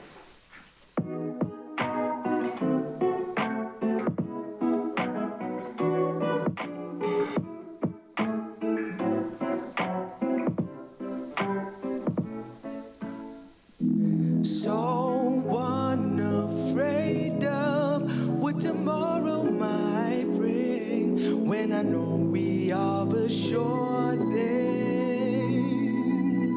Seasons change, but what remains, that my love for you is true. So rest your heart, you'll never be alone, 'cause you got eyes like the stars and a face that looks like home. Never ever been the type to fall in love, but I'm thinking that you might just be the one. Your soul is so pure, I want more and more. It's something that you do to me. To be honest, still an opposite romance, but I'm working and I learn all I can. I only got eyes for you, believe me, it's true. I need you to stay forever, you're right next to me. Cause when you're away, my skies are gray and pain is all I feel. So I'm gonna treasure you till the end of time, giving the best of me to make sure you're mine. I'm so unafraid of what tomorrow might bring, when I know we are a sure thing. Seasons change, but what remains, that my love for you is true. So rest your heart, you'll never be alone. Cause you got eyes like the stars in a face that looks like home. Relationships in the past just wouldn't last. I gave my heart out just to get it back, till you showed me how to focus on now, to find a way to make it work. I still can't get used to that smile. It catches me off guard, I can't deny. All I'm about is figuring you out. So girl, please understand, I need you to stay forever, you're right next to me. Cause when you're around, my joy is found, and I'm all that I can be. So I'm gonna treasure you till the end of time, giving the best of me to make sure you're mine. I'm so unafraid of what tomorrow might bring, when I know we are a sure thing. Seasons change, but what remains, that my love for you is true. So rest your heart, you'll never be alone. Cause you got eyes like the stars in a face that looks like home. I said you got eyes like the stars in a face that looks like home. I said you got eyes like the stars in a face that looks like home.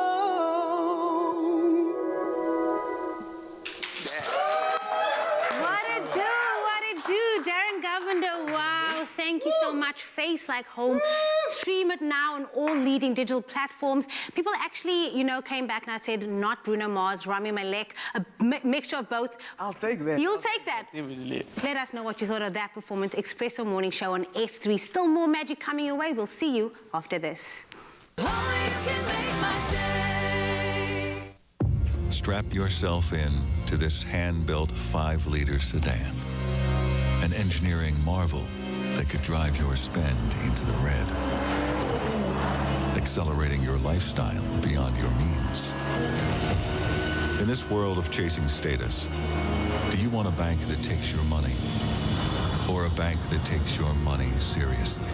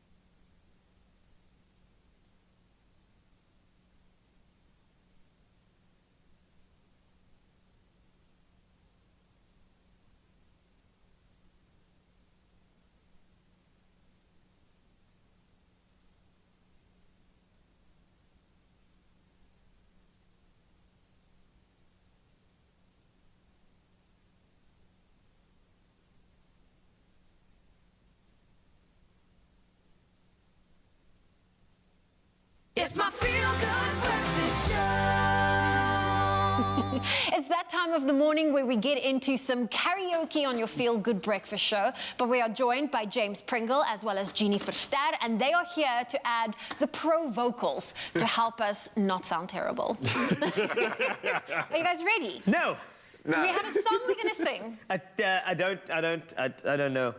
What do you think? Do you have a suggestion? Stand By Me? Okay. Okay. Hold on. Can we do the remix of Stand By Me for the chorus? With the rapping? Yes, the rap one. You can do the rapping. I'll hit the orange. Just do it. Okay. Okay. Okay. Don't forget Stand By. This is you. Okay. Just come. When the night has come and the land is dark. Yeah. When the night has come. Yeah, Ryle. When the night has come and the land is dark. Stand by. Come on. And high. Only and light. the moon is the only light. Yeah. And the moon is the only light. Right. Yeah. Hit the vocal. We'll see. And the night There we go. has come. there we go. You have to be back. And the land is dark. And the moon is the only light. And the moon is the only light. And the moon is the only light. Yeah. No, I won't No, I won't be afraid. be afraid. Oh, I won't No, I won't be afraid. be afraid. No, I won't be afraid. Just as long As long as you, stand, just as long stand by me. just as long as you, Oh, darling, darling, stand by me. Oh, come on, stand by me. Just as long stand by as you stand, stand by me, stand by me. Yeah. If the skies Yes, we look upon. that we look upon, If the sky we look upon should tumble and tumble and fall, oh, the mountain should crumble Or the mountain. to the sea, Or the mountain. crumble to the sea. I won't cry.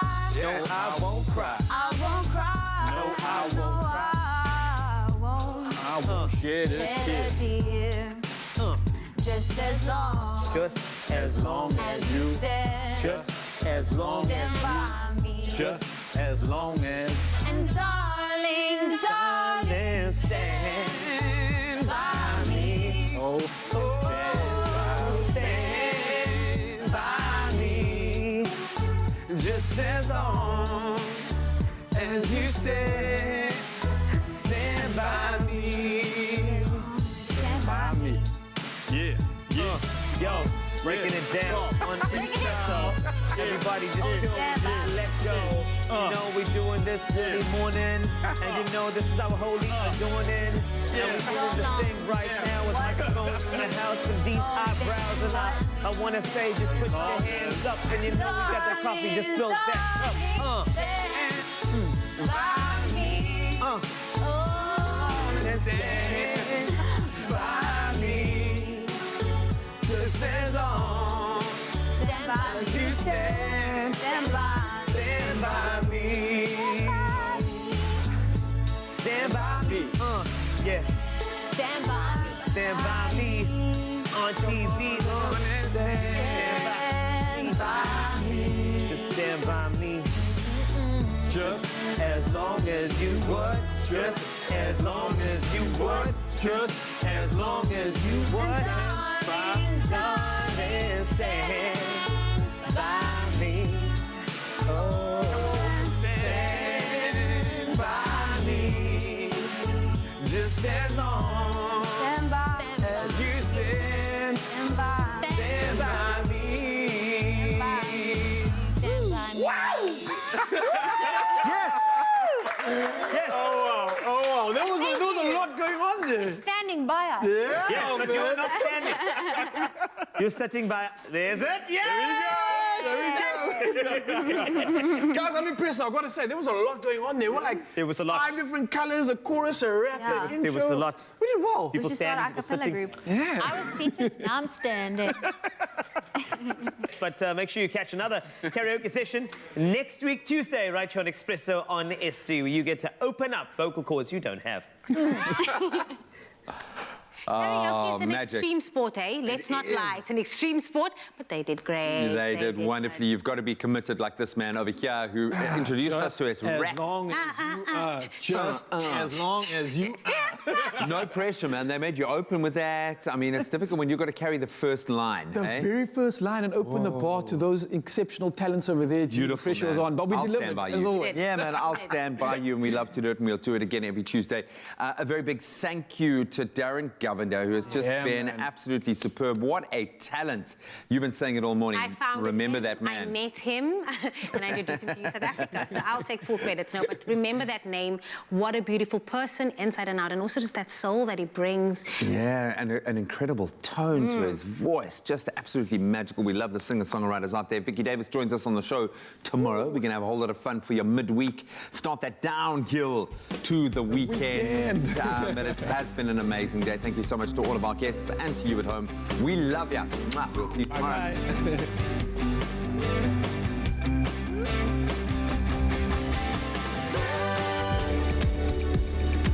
Here's to family favorites and recipes passed from mothers to daughters. Made with love by Clover.